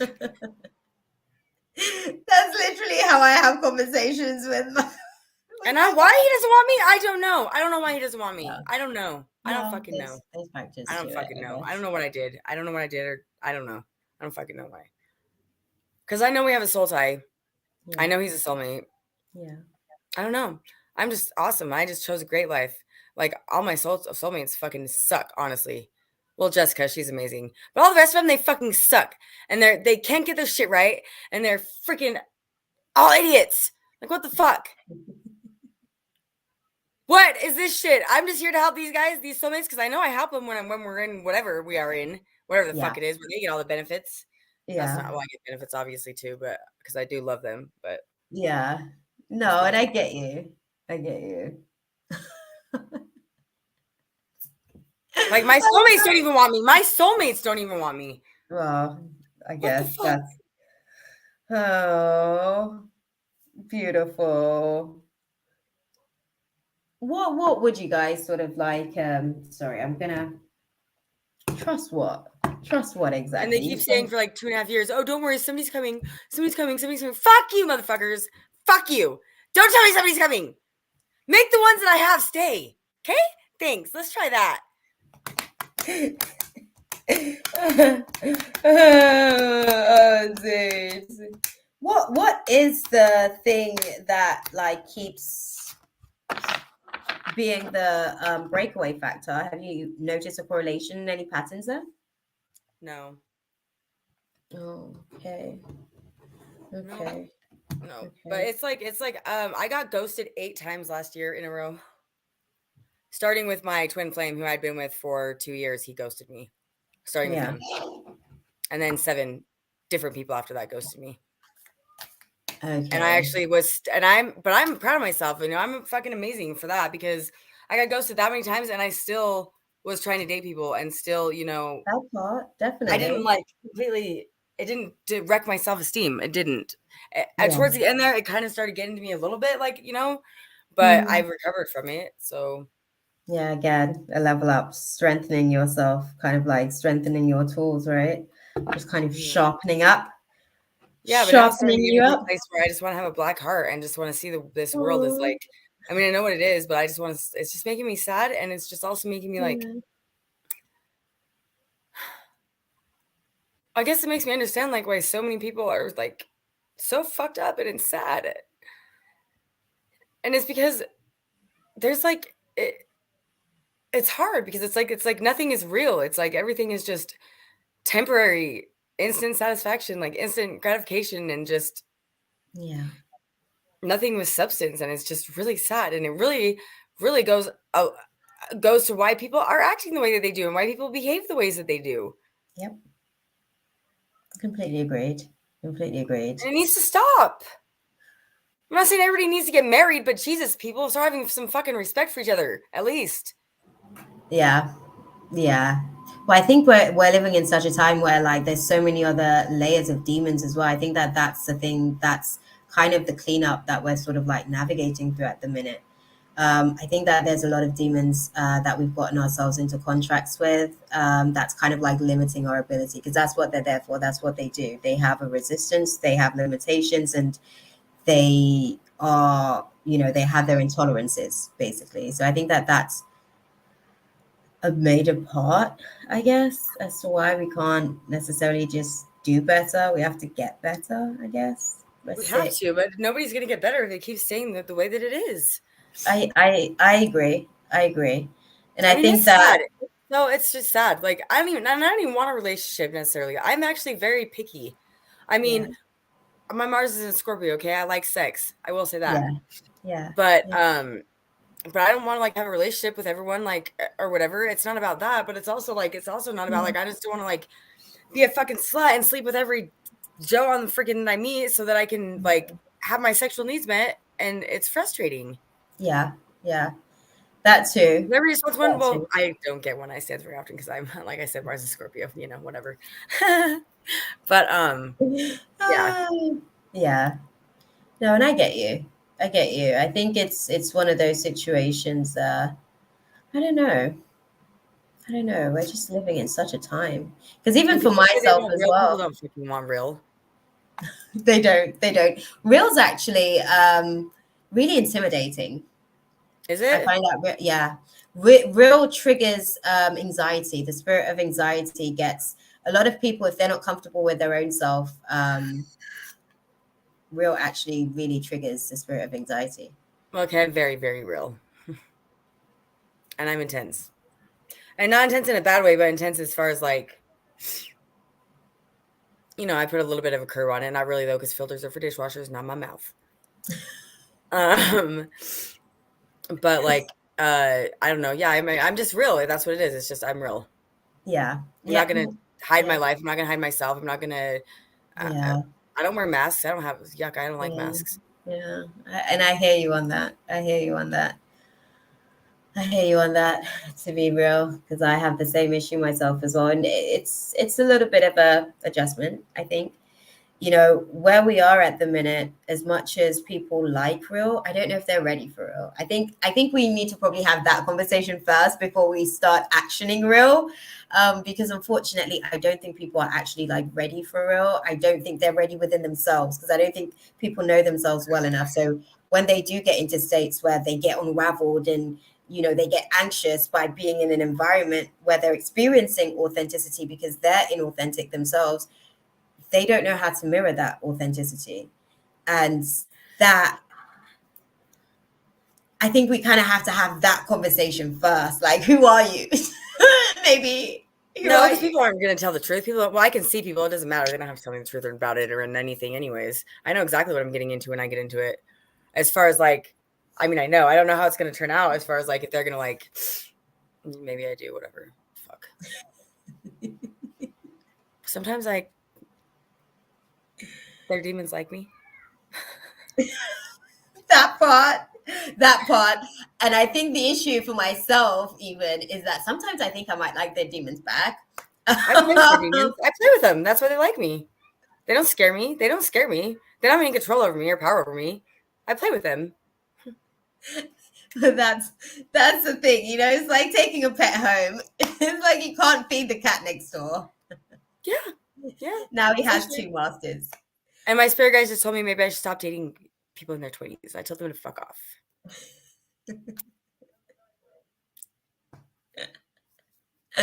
Oh, no, and I get that too. Actually, I can get why they say that as well. To be fair. I don't even believe in marriage. I don't want marriage. I just want like consistency. Yeah. Well, I still want him. I really do, but that's fine. We don't always get what we want. Very Yeah. often we don't get what we want, actually. But then we Yeah. also do get a lot of what we want, I've been very blessed as well. I'm not one of those people that's all like, poor me, my life's so horrible. I'm such a victim. Blah, blah, blah, blah, blah. No. I've had a lot of many great blessings with all of my struggles. Yeah. Because I think that that's a part, acknowledging that there is struggles as well. Because I think, shit, you've got so much, I guess, life that's kind of like taken place already as well. Like just even getting to this place of the dynamics of everything. I can only imagine. Because if there's like because even when I was speaking about, because they were speaking to me about like the channels and how it's kind of like flowing. So how's your nervous system, BTW? I have issues with it. Okay. I'm sure. I mean, I don't know exactly what they are, but I have issues. My body's not in good shape. No, yeah, the blockages. And I can't figure out how to fix it. I try. Yeah. And I don't really know as much about, like, I think I subconsciously know a lot. I think that's what it is. I Yeah. subconsciously know a lot. Yeah. But as far as like otherwise, like as far as spiritual stuff goes, I don't really know. I don't really know much at all. I've taught myself everything I do know, essentially. Yeah. Yeah. Yeah. Well, I got trained a little bit. Well, sorry, I got trained a lot bit. But hey, guys, we're actually just finishing up, to be fair. I'm just kind of like wrapping up with Chaley. We are going to be live again sort of during the week. So if you guys are sort of like looking for free reading, sort of like that's going to be happening. But we are having a really interesting conversation. If you guys want to stick around for that, that's kind of happening. But I am kind of closing out the space. I'll probably be out of the space like in the next 10-15 minutes. I've got work as well. So unfortunately, y'all are going to have to tune in. But yeah, nice to sort of like have you guys stop into the space. But no, back to the Meridian channels. There's a little bit of so there's a little bit of an issue with the flow of the energy moving through your meridian channels as well. Like that's what they were speaking to me when I was speaking about like the blockages and like the pain. Like the pain, you've processed it, like your soul has processed it a lot faster than your body's managed to process it. So there's a lot of trauma like that's still moving through the meridian channels as well. That's why I kind of like asked about the nervous system, because the nervous system would be mirroring that as well. But yeah, do you know what? I do Reiki as well. But I like to have conversation to be able to understand how the channels actually even got I don't know. I've also found I've learned that I'm really, really good. Like if I want to, like if my Yeah. root chakra is unbalanced right now, I can balance it immediately Yeah. myself if I want to, if I try, if I focus on it. Yeah. So I've learned recently that I'm actually really, really good at working with chakras Yeah. and that kind of thing. So that's kind of cool. And I've learned I'm really good with energy. Yeah, energy work. Whether it's You, I've always known I'm good with healing people yeah. that are close to me. Like I put my hand on my friends and they can Yeah. literally feel me taking the pain from them because I'll take their pain. Um, but I recently learned that I'm really good at doing that as well, even if it's from a distance. So that's kind of cool. Okay. So, okay, well, this is what I'll say to you because this is how I've learned in terms of like the healing process and the doctoring of it all. Because even when I take other people's demons, my guides then have to go and just like, I guess, take those to the burial ground. The demons that I'm able to kind of like transmute into the heavenly realms, obviously they get to go wherever they're going, but the ones that are like stuck, I guess people still have their own attachments, their own limiting beliefs and stuff that those demons are feeding off. Those situations becomes a little bit more difficult where those demons actually, the energy of me trying to like detach that person, a lot of that energy ricochets, so their demons sometimes become a part of like the energy grid. I can feel that it's not necessarily my demon per se because I've had that where other people's demons will attach themselves to my ego. Um, and then also in doing the energy work as well, I'm putting this across to you because if you're saying that you're already optimized in that, because I think that one of the things that I had, and I'm so grateful because I cuss her all the time, my great grandmother, but she actually is the one who kind of like taught me in spirit, like what needs to happen. And there's a process to the actual surgical, like the spiritual surgery. See, and I don't know. I just always have just it just always I just do it. I don't know how I do it or what I do, but I just do it because I mean with the trauma that I have faced and what I have been through, Yeah. I mean for me I do pretty good. Yeah. And same with other people taking their pain or hearing their stories or doing all that. Yeah. I don't know Yeah. how I transmute stuff, but I do. Well, I have an Yeah. amazing spirit team. I do know that, but Yeah. yeah, I don't know how Yeah. I don't know how I what I do with it. I don't know. What I'm trying to explain to you is that because my partner has these conversations with me a lot as well in terms of like doing the kind of work that we do, um, even for ourselves as well. We have to be able to kind of like, how can I put it? I think I'm telling you what I'm telling you because yes, you are transmuting the energy, but energy doesn't die, it's transferable. So obviously that energy is going somewhere and the body Okay. then has to process. Do you see what I'm saying? The body then has to process what's actually sort of like taking place. So a lot of the times, even when I do sort of like do stuff with other people as well, I then have to basically like go through a process of detaching because sometimes some of the entities doesn't actually go into the light and they don't actually go anywhere because they're just like they sit in the space waiting for another host. So sometimes they have tendency to attach as well, and when they don't how can I put it? Like when they don't go over into the light, um, a lot of the times they seek vengeance. Okay. They seek vengeance, so they tend to like go away, regroup, rally up, and then there's sort of like usually more. A lot of the times, especially as a healer, because this is a lot of the times why people speak about tarot cards negatively as well. Oh, tarot, it comes with demons. No, actually, because being in You the come with spirit demons. realm, you know what I mean? Mm, Being in the spirit realm, it's there's like high vibrating beings, which are the angels of the higher realms, and then there's low vibrating beings that we refer to as the demons. Like their thing being in, they can only feed when we are in trauma. Like that's the only place that they're able to actually survive. Like that's their breeding ground. So I understand why they actually go as hard as they do for the most part, right? Because they need those state of environments within us to actually be able to survive, basically. um But I think what I'm basically sort of like putting across with this situation, when you're transmuting, okay, if it's not a case like there's any assistance in terms of like needing any assistance with me to kind of like remove anything, that's cool. What I find another aspect of so how can I put it? Different entities basically live in different chakras. There you go. Thank Okay. you. Thank you. See, I know very little about chakras too. Like Yeah. it's just I don't know. Yeah. No, but this is the thing. We'll have like a proper little conversation, I guess, because they're saying obviously I got to get off to bed soon, because I've got work Yeah, you tomorrow. have to But work. we'll definitely have a conversation because there's a lot of stuff like if you're like this gifted, this powerful, like you're this level of a healer, like there's more to be given with this situation. Do you want to heal? Let me ask you that question. Like, It's do my you life want to like purpose. heal as far as Yeah. like be a healer? Yeah, I am a Like, healer. It's my life purpose. yeah. Like, yeah, but are you And I am and I resistant to am and I am exactly? I'm not trying to sound cocky. Never mind. I'm not even fucking own it. I don't even say that shit. Yeah, Shut up. yeah, yeah, Yes, I'm a very powerful healer. Very, very yeah, powerful. yeah, yeah, yeah. I know you are. Like, I are don't even think you I've realized my full power yet. I don't think you have either, my love, because I think that there's a little bit of resistance to it as well. Yes, That's there why I'm is. asking the question. There's a lot of resistance to it. Yeah, yeah. It's big though. It's big and beautiful. It's a really beautiful light.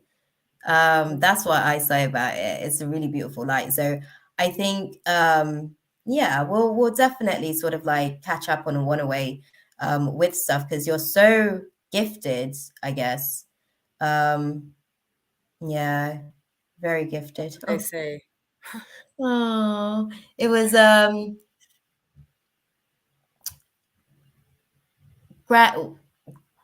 your mom's mum. Where is she? My grandma, she's still alive. Yeah, where is Or are you talking she? about my great great grandma, one of my spirit guides? My Okay, main one of my okay, main spirit guides, is that who you're talking about? okay. Yeah, yeah, because it's on mum's side, maternal She's amazing. side.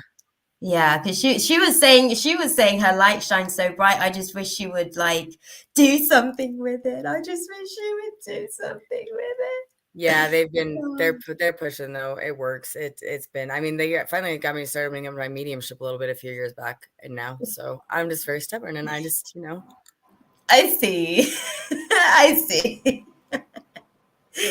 They're gonna have to pull you kicking and screaming. I did though. I did run into a live, which was amazing. You know when stuff happens and you just know like it's just meant to be. You just know. Yeah. I ran into a live and it was just me and one other woman in the live. This is how I know because like when stuff like this happens, there's only two of us in there and we were in there the whole time. Yeah. But it was another star seed. Are you a star seed? Yeah. Yeah. Yeah, definitely you are. Yeah. I think you're actually. I think are you? I think you're the same as me actually. Not just face the name of what I am exactly. Of course, Lyran. Yeah. Yeah. Yeah. You can Yeah. see the cat features in both of us. Yes. But yeah, but anyway, so she was amazing, really powerful, and she activated, I guess they wanted to activate, I guess, and give me and bring down more gifts and optimize and make what I Yeah. was working with more. And so I actually started feeling that noticeably for the first time today. Like I was on the phone helping a customer and I literally like he didn't even have to tell me nothing about his life or nothing, but he did say he was a World War II veteran, and I literally like I could just feel like, and I think he had just lost his wife. Yeah. Because he brought up his wife a couple times, and I kind of tried to ask about it, and he quickly, diverted. Yeah. So I didn't want to talk about it. It was too much pain, but I could feel his pain. Yeah. I was so much. Yeah.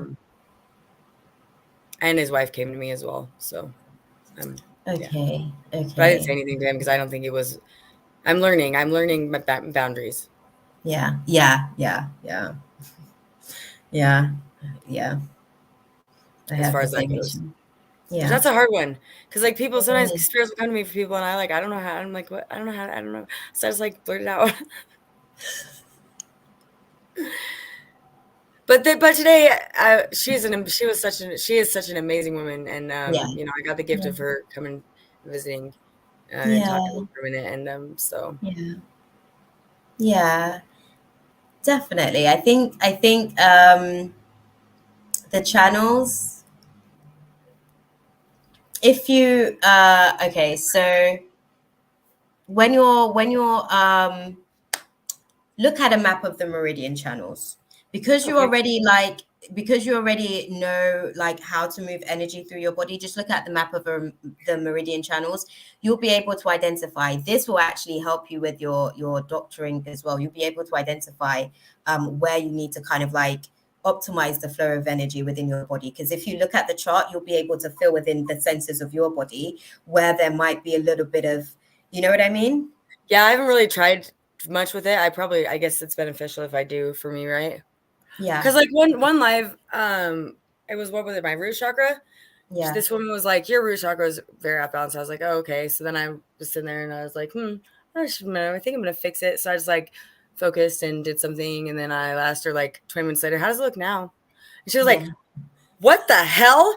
She's like, it's completely clear. What? Wait, what? It's like, oh Yeah. yeah. Oh, cool. Yeah. Yeah. Yeah. Yeah. Okay. Okay. But I Yeah. don't focus on it very much because it irritates me, because I just say I don't really care, but I do because I want to keep my looks and I want to be pretty, and that's it pisses me off when they take them away. Well, you know how it goes. You know, we're here to do a job at the end of the day. No. Like people take Well, they should know with me. They think that will work? No, it won't work. They will never get anything from me, ever. I don't care. That's how they want to play. They don't play. They need to not play. Oh, dude. They will No, never. They will never. I don't care. I used to, I guess. I don't think I did actually. I don't know if I did. I think I was, no, I did. I guess I did. Yeah, they're saying that I did. I did. I did. Because when I chose to shut myself off. But I think now that I like being able to kind of like meet my potential. I like being able to actually like meet my purpose. I think I'm now like enthusiastic to some degree. I'm not always there. That's not always the experience of it, because sometimes I do fall flat and I do have moments, especially, huh? It feeds us. It does. It does. It's Yeah, definitely. I go through phases where I'm isolating so much, or I haven't helped anybody for such a long time, or like today when I have awesome conversations with people when I'm working at Home Depot. Yeah. And I go through phases where if I haven't helped somebody or I haven't anything like that, and I can feel it, like I can literally feel the difference in me. Like I'm, I don't feel good. Yeah. Yeah, because I'm like getting back into being disco. I feel like I was like in corporate world, I guess, like engrossed in that for a long time because I asked for that, I guess, and they gave me the room to be able to do that. Like we're good with negotiations. I do for them because they do for me. I think that that's kind of like there was a point where I was like resistant, and I still am because they're calling me out on that. Okay, I still am sometimes, not all the time. Okay, sometimes we it have feels work like, for a reason. sometimes it feels like I've done too much. I'm like, okay, cool. Pay me what you owe me first, and then we can talk about service again. Okay. Yes, boundaries. That Boundaries, part. motherfuckers. You want to teach me about something? You want to teach me about boundaries? Look at these boundaries. This applies everywhere, not just to these things. That part. Exactly that, actually. That part. Because we have to have some of those tough conversations. But yeah. Don't be hypocrites with us. No. That part, man. Seriously. Seriously. I definitely think that there's room. Oh shit. I was thinking, where did that go? I think that there's room, I guess, for growth at the minute, like with all the stuff that they've got on assignment, I guess. Because that's how I feel about my situation. I'm not always happy, I guess, You to do what go, I'm told. go. You give your all every single I do. fucking day. I They do. better be giving back to you a lot. They are. That's They're how it about to is. start to. They're about to start to. So I couldn't necessarily. This was another thing. Like this is what I'm saying about the demons. I couldn't necessarily move forward to where I needed to go. Like when I went to Jamaica, that was my first time back to Jamaica since I left. And I had to go and basically break a lot of the bondages and strongholds that were there in terms of some of the generational demons. And that's what's actually allowing for my breakthroughs to start moving, because my energy was basically being depleted in a lot of the lineage stuff that was already tied up with my energy. So that was like, it's not for lack of trying, basically. They weren't not trying not to pay me, I guess. They just didn't have the coins. Oh yeah, I think somehow I've been breaking a lot of generational curses too, I believe. Yeah. These past couple of years, yeah. Yeah. I don't know how, Yeah. but I have. No, definitely, definitely, because they might have like certain tendencies that you've kind of overcome, certain traits already that you've kind of overcome. You speak about like not being embarrassed, not necessarily engaged the suicide demon, facing like all of the demons that you've kind of like faced and overcome. Like some of those may be tied up with ancestral demons as well, like their contracts maybe Oh, with for ancestral suicide, yeah, demons. that one's big in my family. Okay. There you go. There you go. And you faced that one, conquered it, sort of.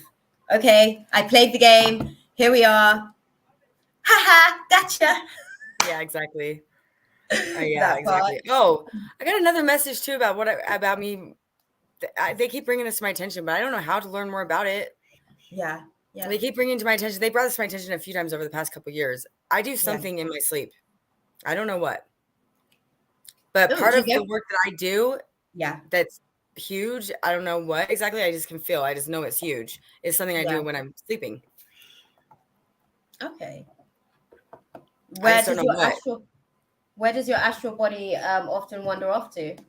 I don't know.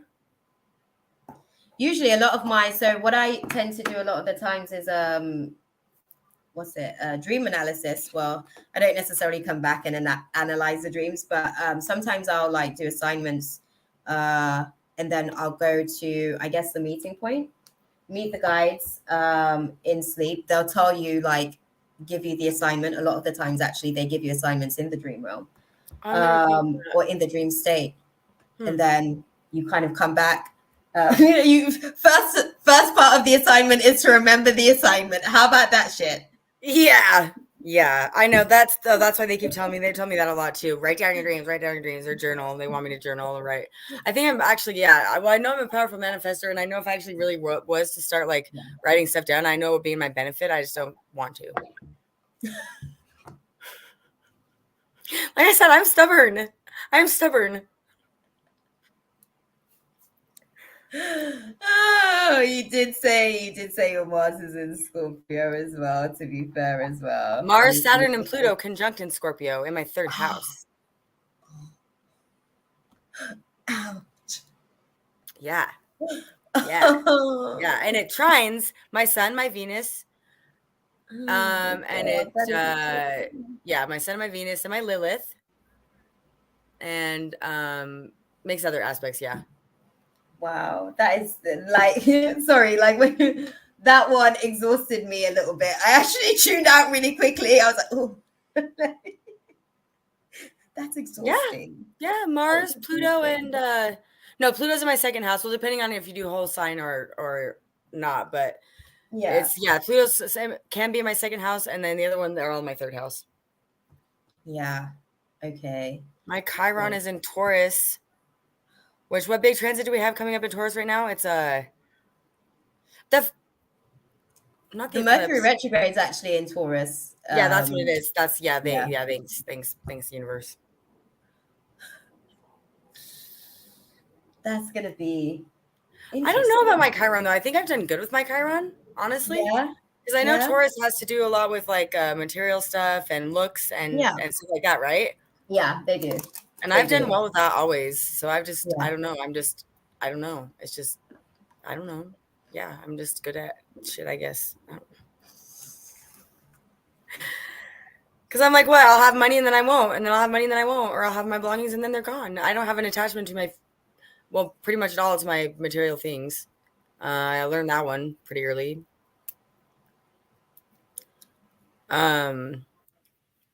And with money, yeah, that's all over my chart too, how that's a thing. But yeah, I'll have 10 cents in my pocket and be like, well, whatever, I don't care, it'll work out, and it does. That part.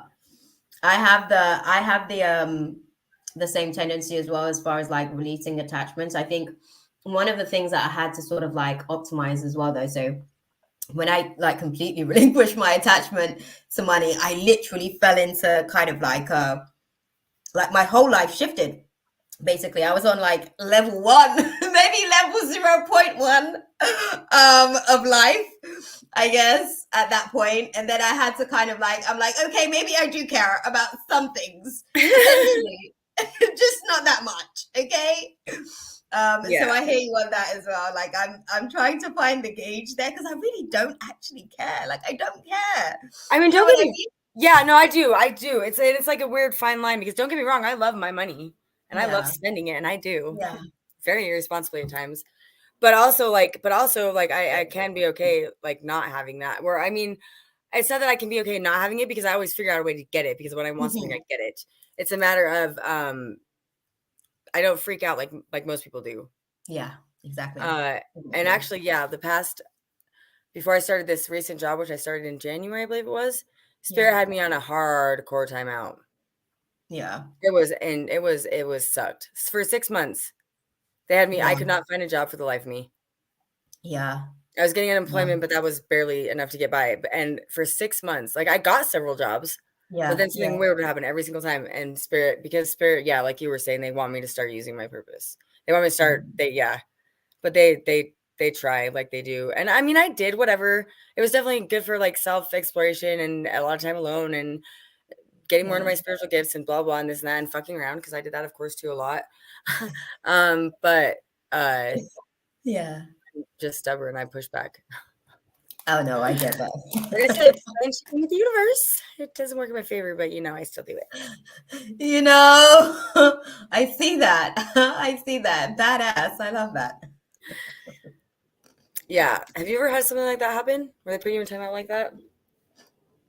Huh? Have you ever had something like that happen where they put you? I call it timeout. That's what happened. That's what happened when I was literally, it's funny that you're asking about this. I was the house fire that I had. I made a candle, right? Because I make candles. And I had the candle on my altar because I was using it as a protection cloak for a friend that was like out, and she had just activated, so her senses were really open and really sensitive, so we didn't want anything sort of like attaching because she was an easy target basically because we didn't know how to navigate everything, right? They told me before I left home to out my candle, and my punishment for not having done that was the spirits that I was blocking. When I guess the candle finished, they could have kept the fight going. I guess they could have kept the fight up, but they said no. Fuck it. I told her. So my room, the whole room, got burnt. But it actually worked in my favor. I think it was. And they also allowed like a bunch of demons as well to attack me. Oh no! Next time demons attack you, call me telepathically, and I will come help you kick them the fuck out. I'm really good at removing demons as well. Actually, was another thing I've learned. I'm really good at removing demons. Well, see, this was the thing. I actually went and I contacted my other friend that I anchored my energy. So when I first met her, I done like an energy exchange and I anchored my energy to her. So you're right there because I couldn't do that exorcism on my own. I actually had to get an external source because the way that I get, like when you can't get a certain scratch, it feels like the way that like entity was, it was just like very shifting. So you're right there. But good to know I've got somebody else on the telecell as well to reach out because that's usually how I navigate. I put my body to sleep and then I go and call for help. Yes, that's the best I've got. I'll be there in 2 seconds. No, and I appreciate it because I go through I guess a lot of demonic attacks doing what I do. You deal with a lot. Like I said, if you ever not giving yourself credit or if nobody else ever gives you credit, I will kill them. Oh, thank you, beautiful. No, I appreciate you. Honestly, I feel like sometimes I question whether or not I actually do want to do this because the people around me, I don't know. I feel like it's my choice, I guess. I don't necessarily want to. It's always our choice. Yeah. I feel like, but I feel like because it's my choice and it may impact them, sometimes I question, you know what I mean? Because I know what I'm ready for, basically. I know what I'm capable for. I know where my strengths are and stuff like that. So when I'm on the battlefield, it's one thing. Those are conversations that I actually have often, I guess, with my partner. I don't know if I'm oversharing, but You're you not never watch. oversharing. You never overshare. Well, I don't know. I don't know as far as like him feeling comfortable with me sharing. You know what I mean? That's what I mean as well. Like little stuff like that. I don't know like what's too much for people. You know what I mean? And those are some of the things that's held me back. I think this is a good way to think of that particular thing is like, so when you were talking about you more so, and you just brought him into it just in a small amount. So you didn't tell us anything about him, but you did bring him into it because he's a part of your life. Of course, he's there with you daily. So, but you didn't share anything about him. You just mentioned him. So I think that's a really good way to look at that part of it.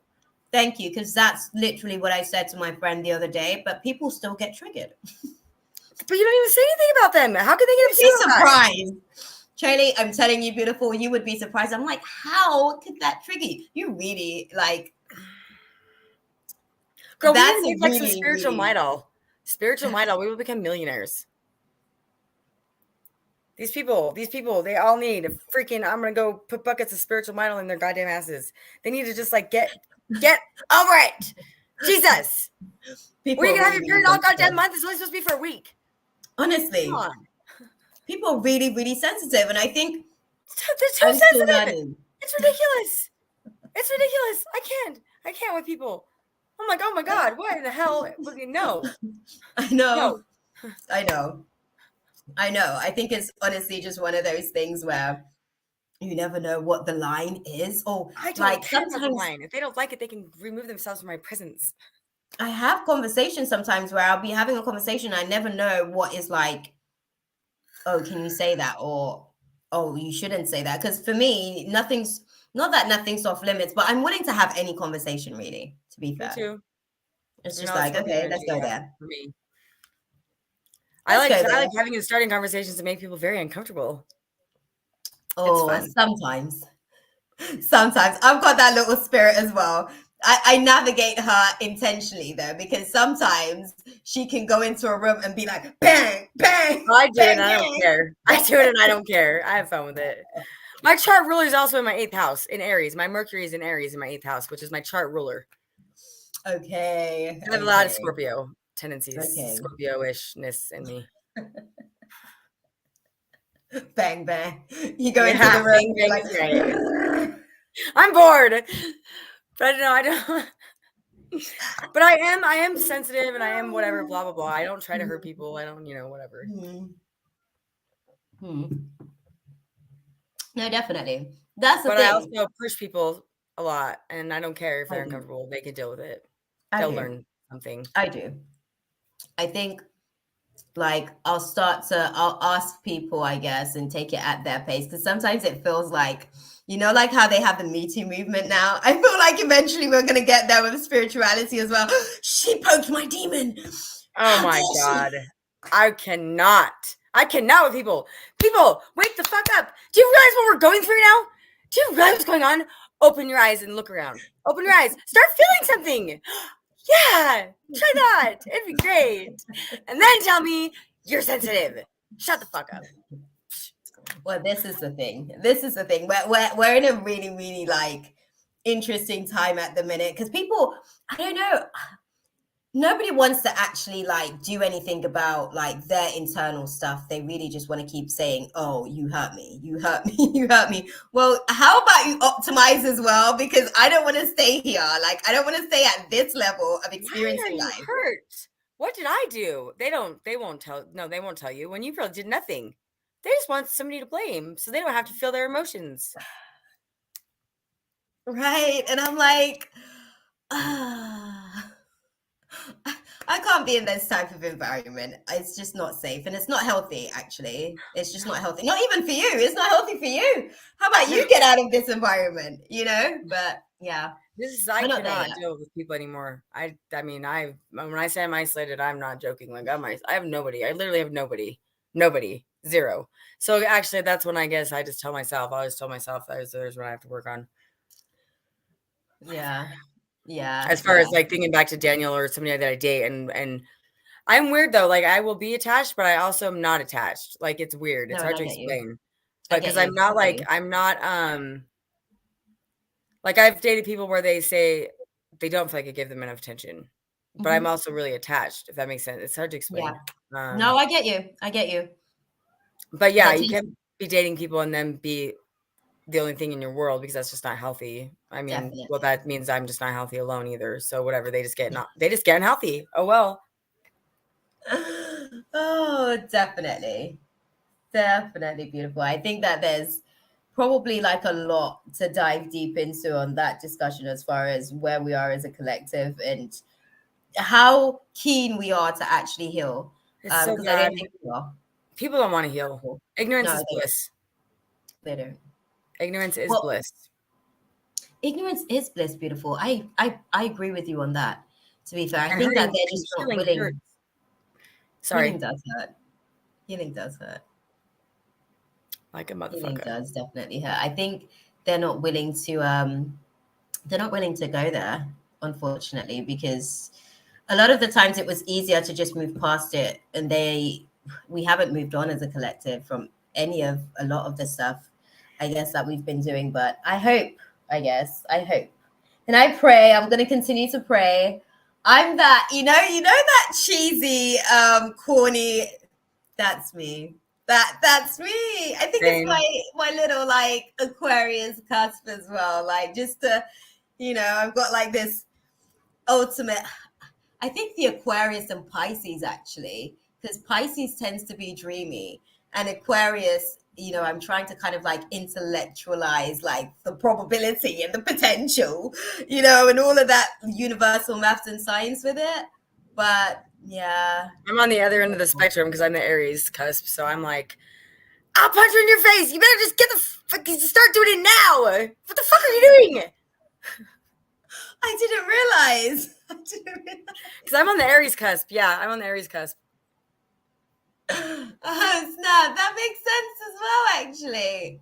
Yes. Oh, dude, no, definitely. Oh no, I think I'm gonna. Yeah. I think I'm gonna.